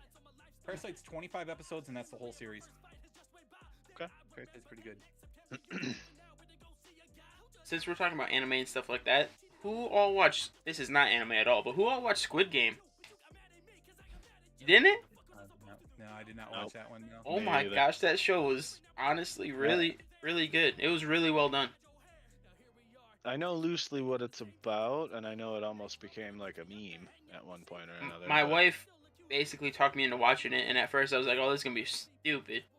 I watched it, and I was hooked. It was really, really good.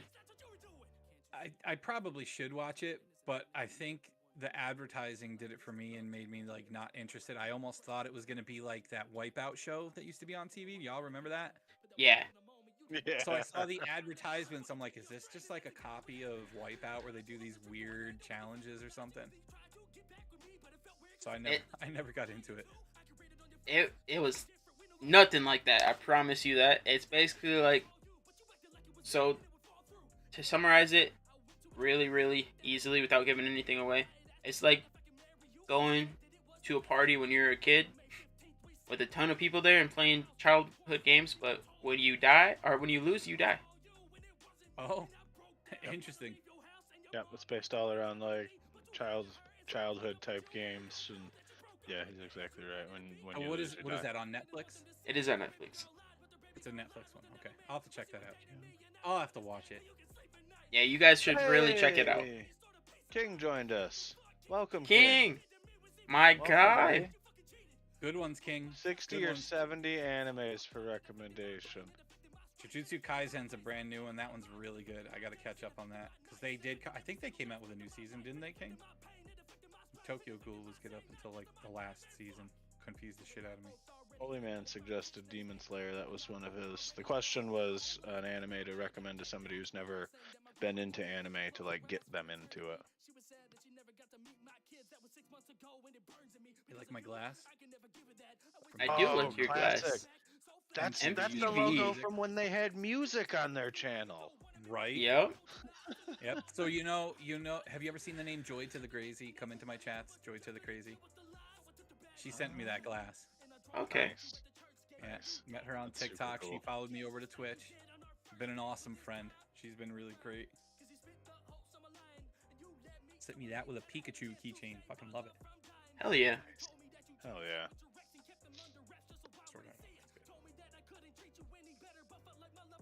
Okay. Cool. All right. I'm gonna do one more thing for UFC, and Holy, I want you to tell me if you know who any of these people are. I'm gonna go over every champion in every weight class. All right. So for the heavyweight division, we have Francis Ngannou as the heavyweight champion. Does it ring a bell?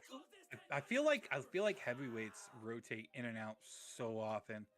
Like I feel like they don't have a long life in the sport. Yeah, that's true to an extent, for sure. So Francis Ngannou is an absolute monster. Has probably the most power the UFC has ever seen. He hits really, really, really hard. I will send you a couple clips after the podcast just so you can kind of check him out. He's an animal. Light heavyweight, Glover Teixeira holds the light heavyweight title. He's the oldest champion in the UFC right now. He's 42 years old. No shit. That's yes, awesome. sir. He started MMA a long time ago.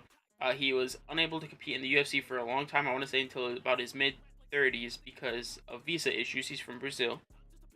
And when he finally came, he did well, but he ended up losing to John Jones, which I'm sure you know who that is. Yeah, I know. John Jones did not lose his title, by the way. He vacated to move up to heavyweight, which he has not fought at heavyweight yet. But that is supposed to be coming soon. I guess we'll see. He has a hard time staying out of the media for the wrong reasons, though. Yeah, I was gonna say if he can make it in time. Yep. Doesn't put himself in trouble. The middleweight champion is Israel Adesanya. That name sounds familiar, but I've never seen him fight.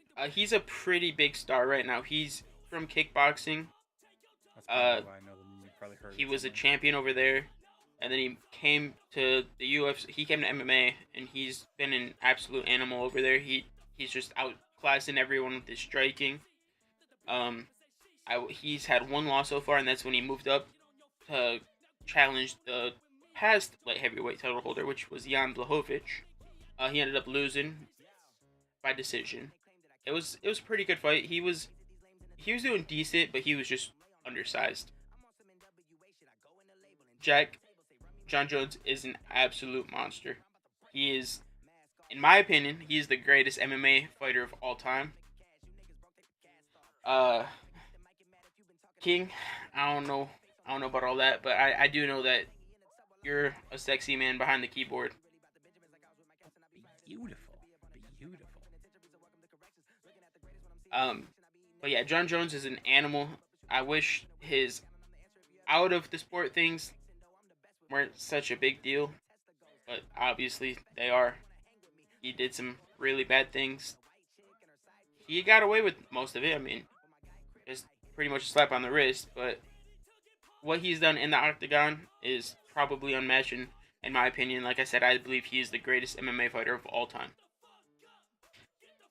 He is pretty fucking badass. I guess we don't know yet.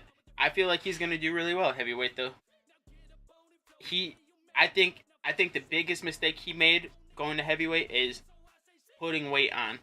I feel like he shouldn't have put as much weight on as he's trying to. He's trying to get up to like 270, so he has to cut 5 pounds. I feel like he should try to stay right around 245 because that way he's not losing as much of his speed. Yeah. Because what's so great about John Jones is his fight IQ is second to none, and he just is able to read his opponents so well and be faster than 99% of his opponents. With that being said, putting on all that weight, is he still going to be the fastest guy in the octagon? It's a question that will be answered when he fights, I guess. But putting on that much weight, you don't know. And then, okay, so Israel Adesanya middleweight. Welterweight is Camaro Usman. No, I don't know that name either. Okay. That guy is an animal.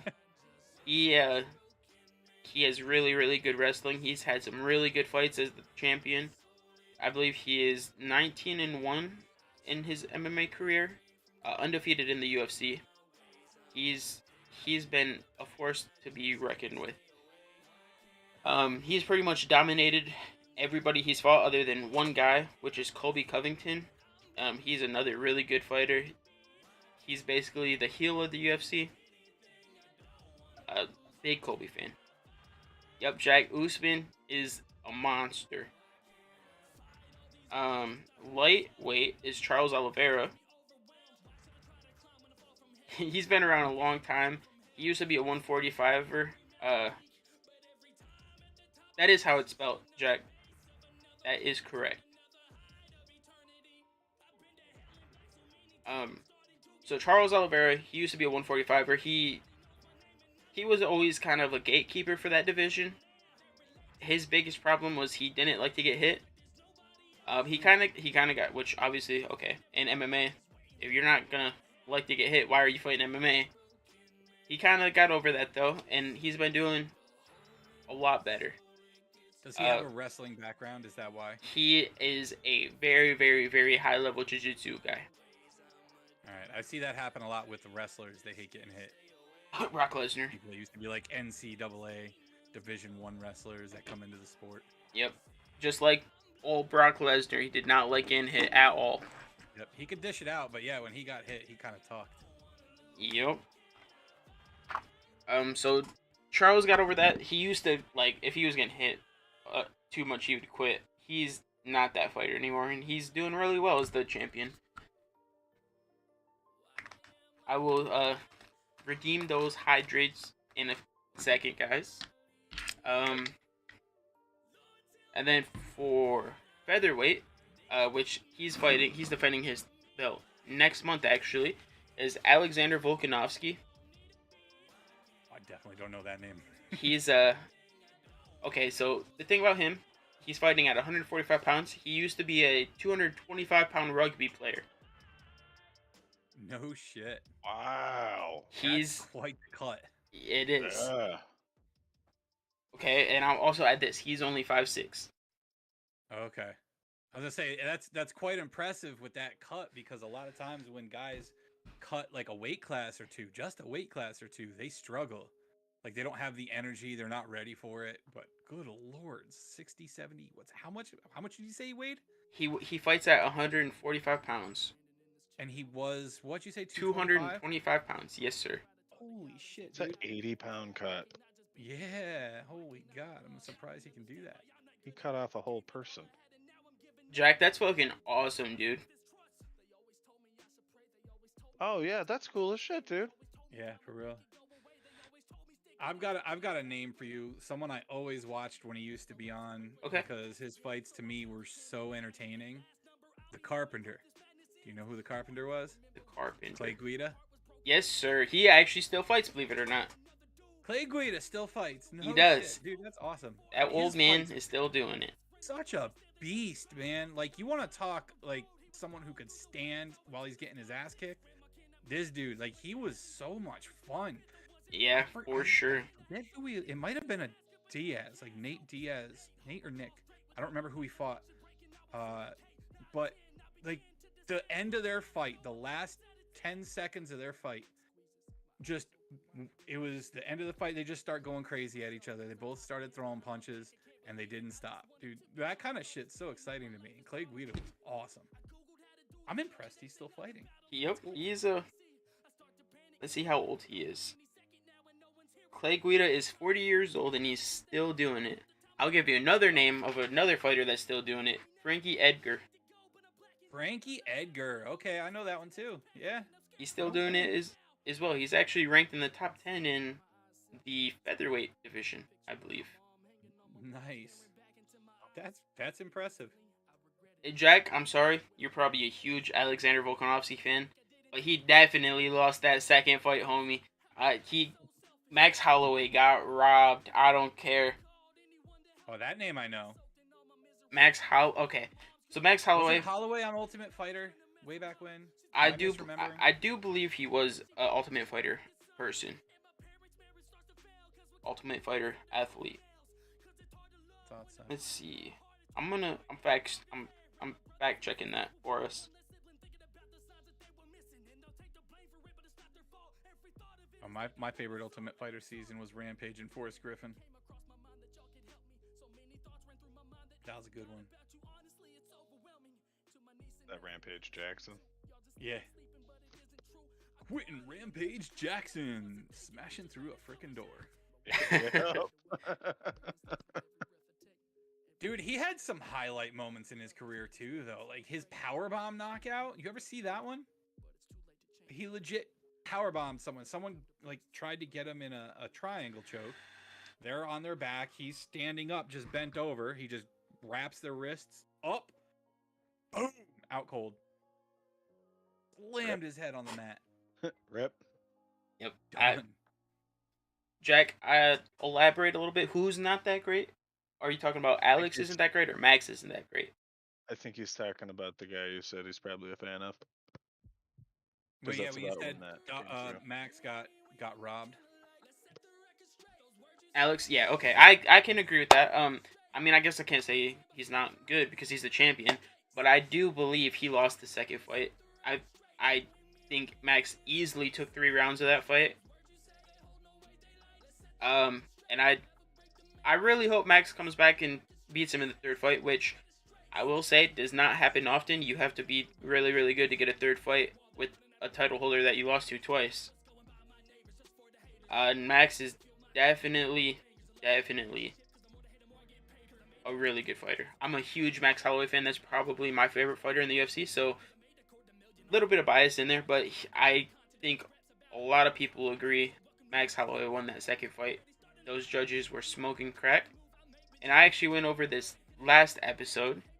One of the biggest faults I'll give UFC or MMA in general is a lot of the judges don't know MMA. They are coming over from boxing or wrestling or something else. So putting it all together, they're like, okay, well, I kind of don't know what I'm watching here, but it looks like this guy's winning the fight. I could do that. The scoring system is fucked up. I definitely think there should be I think they need to come up with something different. I don't know, Holy, I don't know if you know this, but in MMA, they use the same scoring system as boxing uses. So it's a 10-point must system, okay? I went over this a little bit last episode. So basically, in each round, the person who wins the round is awarded 10 points. The person who loses is awarded 9 points or less. I was gonna say it's rare that it's less than 9, right? Like they Yep. they have So to get their ass handed to Yep. them to get an 8. Yep. So if you're getting an 8, that means you got absolutely dominated in that round. You didn't do anything. Yeah. So I do think they need to get judges who are more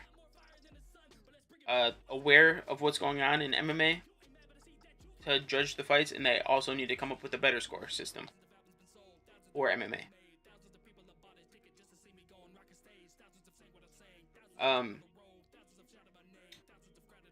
Okay, and yeah, it is. Unanimous average. And I guess the scoring system wouldn't be as bad if the judges knew how to score based on actual MMA instead of based on other sports. Mm-hmm.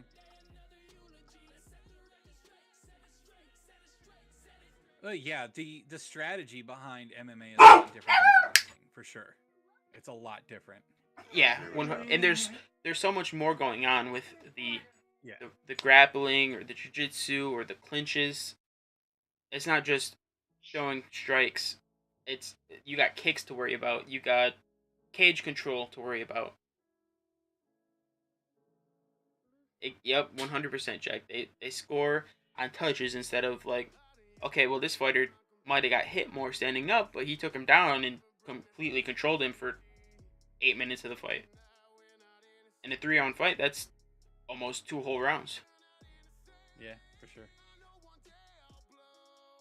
So, all right, sorry about the rant. I will go on to the next weight class. So after featherweight, we have bantamweight, which is Aljamain Sterling, the paper champ, and I give him that nickname because he won the title on some bullshit. Oh.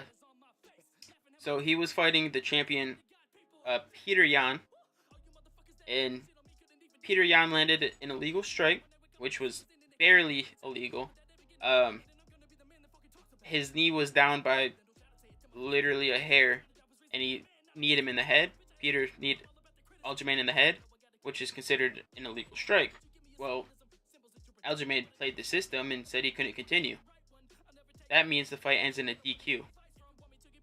In a DQ, the person who was DQ'd obviously loses the fight, so Aljo became the champion.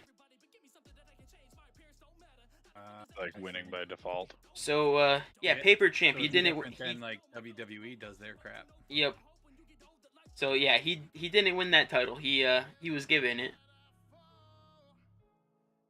Dirty plays. Hopefully Yep. There'll be a rematch in the future. Then. Right? They have a fight coming up. I believe next month as well. Maybe the month after that. Let me double check. Most champs. It is next month. That clause in the contract, correct? Yep. So next month on the 9th, I believe, April 9th, they will be having their grudge match. So that's something to look forward to for sure. And then below the bantamweight division, we have we have flyweight, which is 125.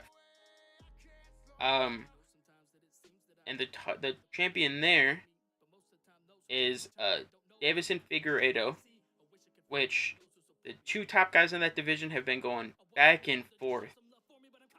So Davidson Figurato was a champion, and he fought with Brandon Moreno.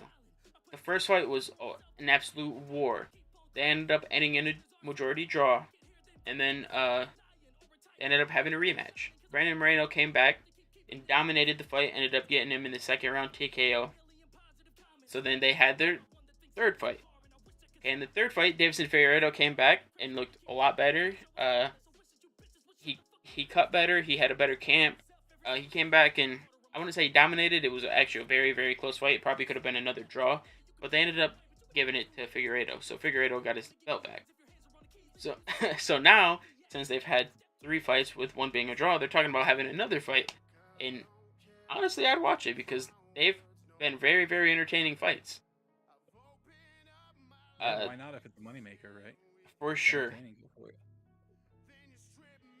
So that's all the men divisions, and I'm assuming that you didn't know really any of those fighters.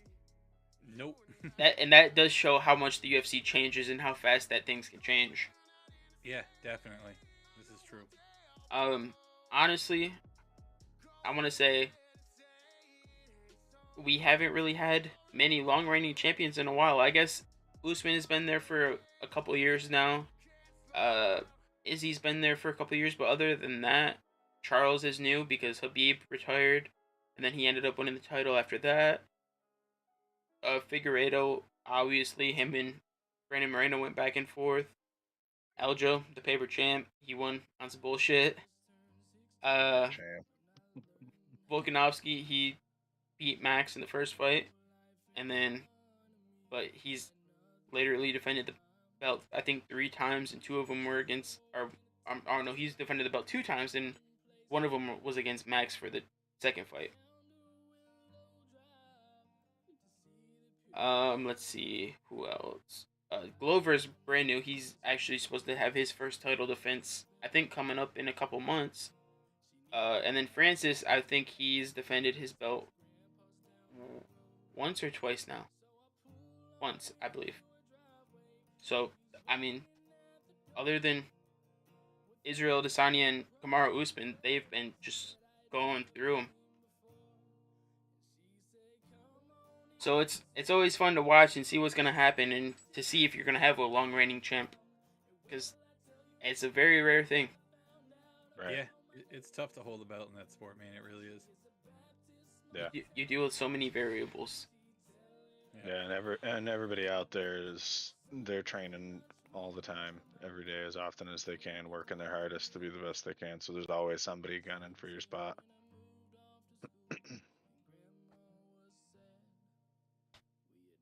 So that should be about all I have for UFC, and I will very briefly jump into some March Madness. Okay. I will say there is 0 perfect brackets left for the men's March Madness brackets. There has been What? a You mean I didn't lot. pick the right ones? There's been a lot of really crazy upsets this season. Uh, for starters, I'm a Michigan guy. I live in Michigan. Michigan has been playing some really good basketball, and they had a horrible season. They went like 18-16 or something like that. I saw them winning the first game against. I forget who they played. Let's see. They played Colorado State. I picked him winning that, but then I had him losing against Tennessee in the second round. So Tennessee did make the second round, but Michigan upset them 76-68. Ooh, I think I picked that one. So Michigan made it to the Sweet 16. Did not see that happening at all.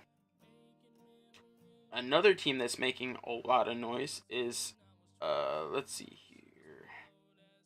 Went too far. St. Peter's. Okay, they were 15 ranked. Let me find them. Yep. I had them losing to Murray State in the first round. They beat Murray State, and then Wow. they made it into the Sweet 16. So that was really impressive. You don't see that very often. A ranked 15 team being a ranked 2 team, not a very common thing to happen. A big one that a lot of people got wrong on their brackets is Kentucky losing in the first round. Oh, wow. Kentucky lost to, let me find it, St. Peter's, actually. I'm sorry. So yeah, so St. Peter's beat Kentucky in the first round and then beat Murray State in the second round. So they are actually showing out. They made it to the Sweet 16. Gonzaga, by the way, they won a really good game last night. They were down by like 15 points at one point in the second half, and they ended up coming back and winning 82-78. And I think they're a favorite for a lot of people to win the tournament. They're a very, very good basketball team. I believe I had them in the finals, but I have them losing.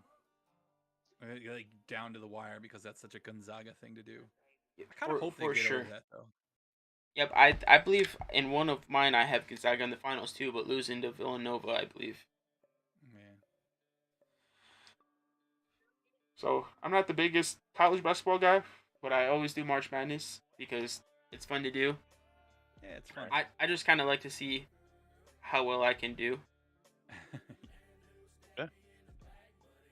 I have a couple brackets that are fucked also, Jack. I had Tennessee winning one and Michigan beat them, so that didn't happen. And then I had Baylor winning one, and they lost two, and they were actually the they actually won the tournament last year. They lost to North Carolina in the second round, so definitely didn't see that happening. Yeah.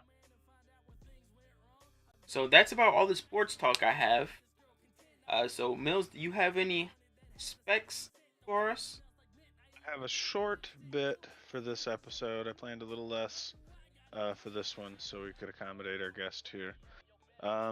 The one new thing that I'd like to go over that's just recently been dropped by AMD in the last week or two is they dropped a new Ryzen 7. So for anybody who's got a Ryzen boasted motherboard, they dropped a new Ryzen 7 that they're claiming beats out not only their Ryzen 9 5900, but it also is supposedly beating out Intel's new 12900, the i9, which is the current flagship and powerhouse that Intel has running. It's the Ryzen 7 5800X 3D. Now, the reason for the 3D is because they changed the cache style on it. And if you don't know what CPU cache is, it basically takes what your CPU needs as far as information for what it's about to do next and allocates it to a cache within the CPU so it's closer to the processor so it can access that faster. So what they did was they used a 3D cache method, which has allowed them well over triple the cache that Intel's 12900K offers, being at 30 megabytes. And this one is boasting a whopping 96 megabytes of cache in their 3D setup. So they're touting right now about I think it's like a 20% performance improvement over the 12900K, and I do believe that the Ryzen 7 consumes way less power than that power greedy 12900. That thing is a power hog. So that's really all I have for new this week. I'll have more next week, but then sticking with my theme of trying to help you guys navigate the so saturated market of PC parts if you're interested in building a PC. This week I'd like to briefly touch on power supply unit size and just quickly review the 80 plus when you're looking at that. So how much power do you need? There are lots of calculators out there where you can punch in the components you're possibly going to put in your PC, and they'll give you a wattage requirement. And what you want to do is you want to take that requirement and bump it by about 20% over to accommodate for any fluctuations that may occur, power spikes before it settles into its running load. And so just about 15 to 20% over what one of those calculators will tell you that you actually need. And just briefly, the 80 plus, again, as you see, 80 plus bronze, gold, titanium, platinum, that's the efficiency. So the better the material rating after that 80 plus, the more efficient it's going to be, and the less prone to spikes and drops in power it will be. Okay. And then the other thing, real quick. Hold on, buddy. It's okay. Give me 1 minute, okay? Sorry about that, guys. Papa Mills. Needs help. Yep. Daddy never stops. So the other thing I want to touch on is RAM. The RAM market is so saturated. You can get them with all kinds of heat sinks and RGB and so many features that you really just don't need, to be quite honest. A $45 set of green boring RAM sticks will do everything you'll ever need it to be, as long as it's enough capacity. So how much is too much?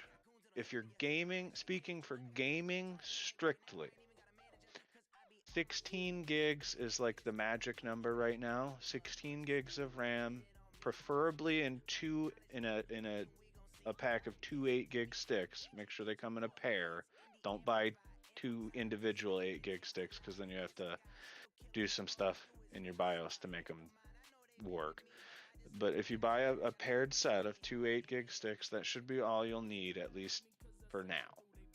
32 will give you a little bit of future-proof room as the games get bigger and need a little more memory. If you're talking a workstation, doing some high-end editing and things, I would say 32 is minimum. You're probably going to want 64 or maybe even 128 gigs of RAM. But again, that's only for like high-end Photoshop,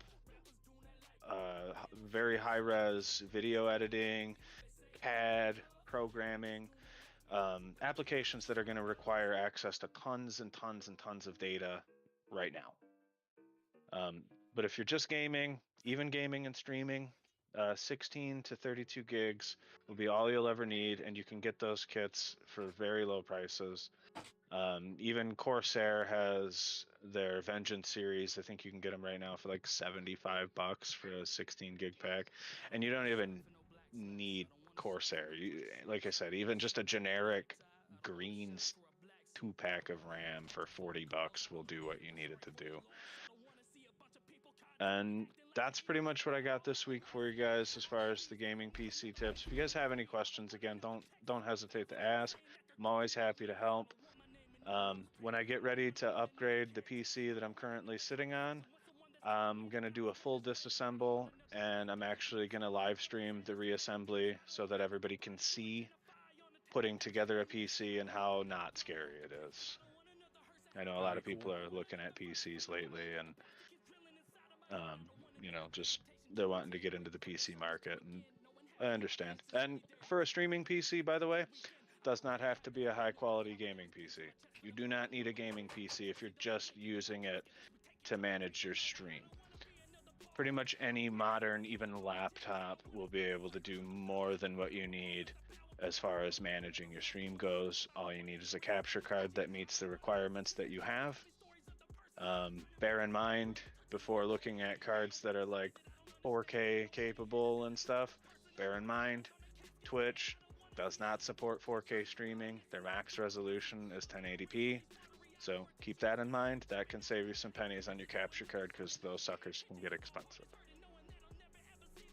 And that's all I have for this week. Like I said, I wanted to accommodate our guest. And again, thank you, Holy Man, for coming out, hanging out, bearing with us here, and being a part of things. We appreciate you and your time. 100%. We appreciate everything you do with the congregation and you being involved in helping small streamers grow. It's a really wonderful thing that you're out there doing, man. And you are making a difference to people. Yeah, I appreciate that. That makes me feel good. Fire did have a question. I don't know if we touched on that. I think I've asked what cheapest PC cost for a good gaming PC that'll run Apex and stream at once. That one will help me too. No need to apologize, man. It's okay. Even if I have gone over it, I'm always happy to go over it again. You want that one, dude? This? My puppies say hello, by the way. My son's making me pick his videos. 32 will allow you to play COD and only COD. If you're talking about RAM, so first of all, free-to-play games, I'll preface this with free-to-play games such as Apex, COD, and things like that. Hold on, buddy. You gotta wait, okay? You're getting a little demanding, bud. So free-to-play games, the programmers, they intentionally design them to run on the widest range of hardware possible so that they can get the broadest number of players, so they can get more people playing these games because they're free to play. They want people to come out and buy their skins and badges and whatever else you can buy in their markets. Loot boxes are trash. So that's something to keep in mind. A lot of these free-to-play games you could run on a Game Boy, like, to be honest. But if you want to run Apex at like a competitive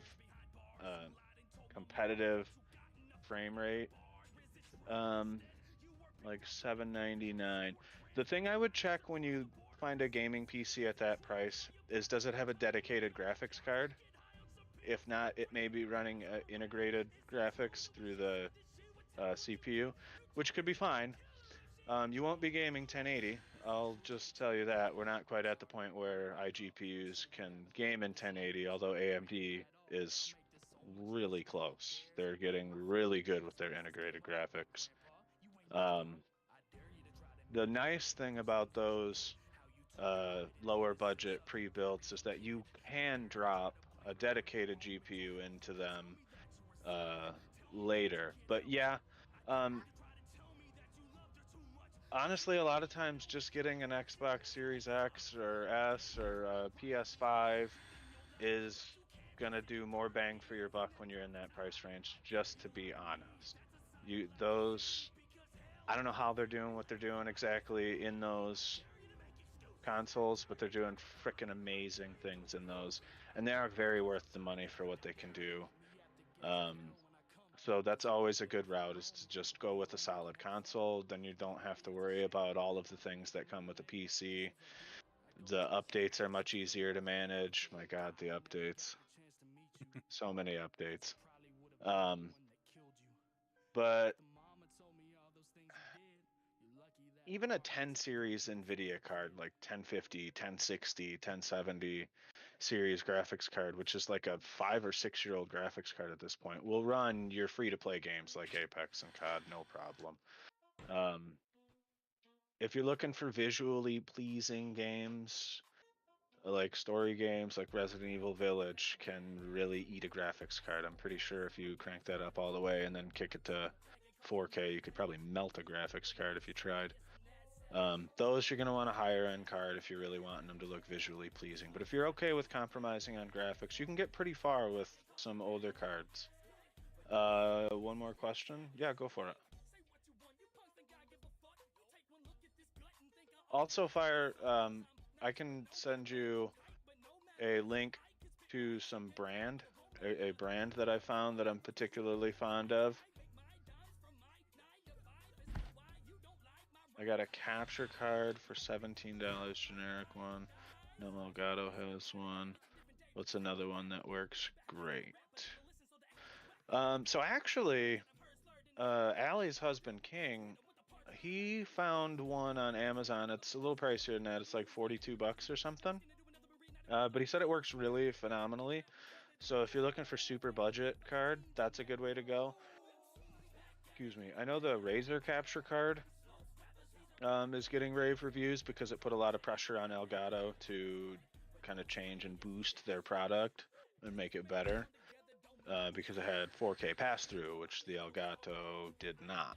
It is only, I think, 1080 pass-through. And if you don't know what pass-through is, that's the resolution it'll let go through the card to your display, not to your stream. So if you have like a 4K monitor and you have 4K gaming potential, the 4K pass-through will still allow you to enjoy that. Yeah, man, no problem. And like I said, Fire Exit, if you want, I can send you a link in a DM or something to a particular brand of pre-builts that I found to be excellent in terms of build quality. There's been a lot of controversy lately over pre-built quality. I've seen lots of hot glue, magnets, Velcro. Nah, not cool. Not cool. They got all kinds of budget options with some really frickin' phenomenal hardware inside them for the prices. I think I saw one. It runs a i7 10 series, which is a beast of a processor, and like an RTX 3070, which is again a beast of a GPU. It was like $1,600, and to be honest, that graphics card alone is like $700-800. So that's a really great price to get a full built PC with that caliber hardware. Shipped right to your door. And again, the build quality is there. I've watched lots of reviews on this particular brand, and the quality is definitely there. So, yeah, man, I'll send you that link, and you can have a browse, man. It's a really good brand. And obviously, I brought it up before, even in this episode, but if you are a controller, if you're coming over from console and you're a controller player, do not be afraid, because most games support controllers. Yes, they do. Yep, actually, I might be better off with a PS5 than a computer, huh? Yeah, you might, depending what your budget is. If you've got $3,000 to shell away, get a PC. Yeah, but most people don't. If you're trying to stay like well under $1,000, honestly, the performance between a PS5 or a new gen Xbox versus that caliber of a PC, it's going to be way different. So yeah, so if this laptop I'm getting off of Fire is going to be perfectly fine to run my streams through, maybe that is the better way for me to go. Since it might be. I'm not like too worried about getting PC games to play and shit like that. I do like my PlayStation exclusives. Like I love Horizon. I love Final Fantasy. The games that come out on PlayStation, love them. Love PlayStation exclusives. Yeah, so maybe that is the way to go. Yeah, it's not a bad route. I love my PC. I love building PCs. I love everything about the PC except updates. But I will never knock a good console. I'm speaking it. I'll never knock a good console, man. Like I said, they're doing some great things with those consoles. And the PS5, that's got a M.2 slot in it, so you can actually change the solid state in it. You want more storage? You can get more storage. You no longer need messy externals. You can pop that sucker right open, pop the old drive out, and put a new one right in there, and you got more storage. I don't know what they come with out of the box. Yeah. Yep. Pretty cool. M.2, and actually M.2 solid states have come down substantially in price. You can get a full terabyte M.2, and this is the fastest style of storage you can get right now in terms of read-write speeds. You can get a full terabyte for right around $100 and some change. Very cool. So there's a lot of good options as far as those go. Honestly, Honestly, I got my game plan now. good, good. Honestly, I've been an Xbox guy for the last well since the 360 dropped, and I think if I was gonna buy a console, I would probably buy the PS5, if for no other reason than that. So. Yeah, just something to think about. There's absolutely no need to spend thousands and thousands of dollars on PCs unless you love them. Then have at it. But if you're just out for a good gaming experience, I always go to the out-of-the-box user because your average consumer is an out-of-the-box user. Console is probably going to be a much better experience. There's no setup. You plug it in, punch in some information, let it do some thinking, and you're playing games. Perfect. Series S runs perfect. Okay. Yeah, dude. Then there's no need to change anything there. Fire exit. Definitely. Alright, guys. That's all I got. Much love to everybody who came out, man. I appreciate all of you in the chat. Again, TheeHolyMan here. For sure. Goody, I appreciate your segment as well, bringing us lots of UFC information. It's been great. This has been a fun one. Holy, Definitely. Thanks for having me, guys. Before we end it, though, actually, do you have any questions for us? Do Holy? I have any questions for you? I don't really think I came with anything specific. No, I can't think off the top of my head.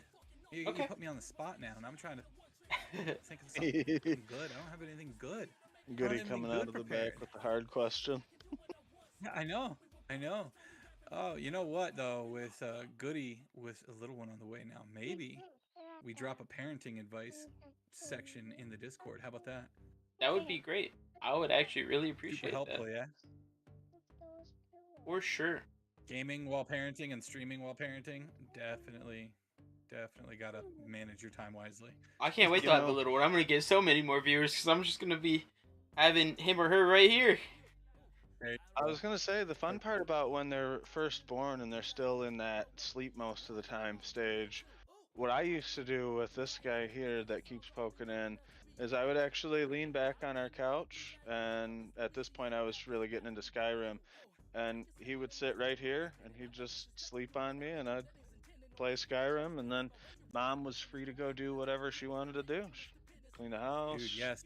Read a book, My little whatever. guy was 2 or 3 when I got into Skyrim, and I would just give him a controller that wasn't plugged in, and he'd play along with me.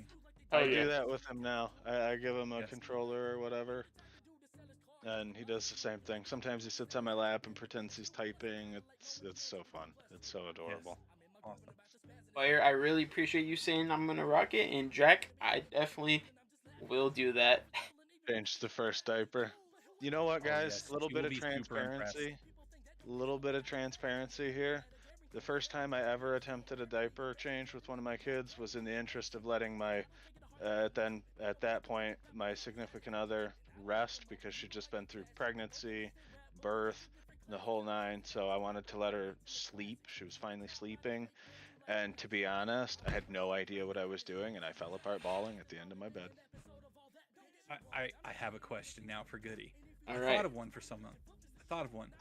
So when you go into that room, when it's time, are you north of the equator or south of the equator? Are you gonna watch? I'm gonna watch. Yes. It's something else, man. Like, I know some people who think that's absolutely gross to sit there and watch, but when you see that, you're gonna have a whole new understanding of your lady, man. Like, you're gonna have a whole new appreciation for her, for real. Oh yeah, I can't wait till I'm sitting in there. She's screaming at me that it's all my fault. I held one of her legs during the birth of my son. I was right there, dude. Yeah. It's such a worthwhile experience, man. Absolutely. I do. Okay, Holy, I have one more question before we get off here. I saw that you have a couple tattoos. So, how many tattoos do you have, and what do they mean to you? I lost count. I'm probably up in the high teens. Okay. Close to 20. So I have one on my first one on my right arm was a Russian Orthodox crucifix for my grandfather. Okay. I got Roman numerals for 14 on my back, the top of my back on my neck there. That's my baseball number. And then I have some stars here. So God, weird angle. The orange star was the one I got. This color star, Mhm. this was the one that my wife got. We got it together. It was our first tattoo together. It's just stars, no names because we were smarter than that. But Okay. she had that one, and I never had that one until last year or the year before. She was doing an entire sleeve on her arm, and I thought she was covering it up, so I copied it quick and had it done, and then she was able to do her idea for her sleeve without covering it up, which made me very happy because she had no idea that tattoo meant so much to me. And she's like, "Oh, I had no idea." So after I talked to her about it, she's like, "Okay, I'm not going to cover it up."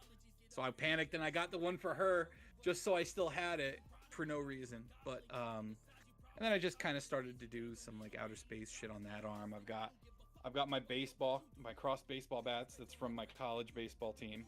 Okay. We had a sweatshirt with the same design, and then I have my Dragon Ball tattoos on my left leg.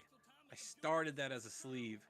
I got Super Saiyan Goku doing a Kamehameha wave. I got Majin Vegeta, and then I got the Super Saiyan 2 Gohan on the back of the calf. But I ended up having blood clot issues, and I couldn't keep going with that. That leg still swells up from time to time. I can't finish the sleeve. But yeah, not a whole heck of a lot of meaning to all of them. Sometimes I just get them because I think they look cool, but there are a few. Okay. You know, whenever somebody asks you, well, why did you get that tattoo? My favorite answer to give them is because I liked it. Yeah, I liked it.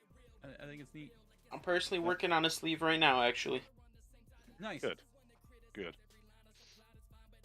The only tattoo I have that doesn't have any particular meaning to it is my Assassin's Creed tattoo in the hand there. And even at that, it's got some meaning because at the time when I got the tattoo, I really just liked what the whole Assassin's Guild kind of like stood for. Yeah. Well, most of the time, tattoos just show your personality. For sure. Show your personality. They show you, or they show people what you're into, what you're like as a person, that kind of shit. So that's neat. Holy, this is kind of funny because you're the holy man.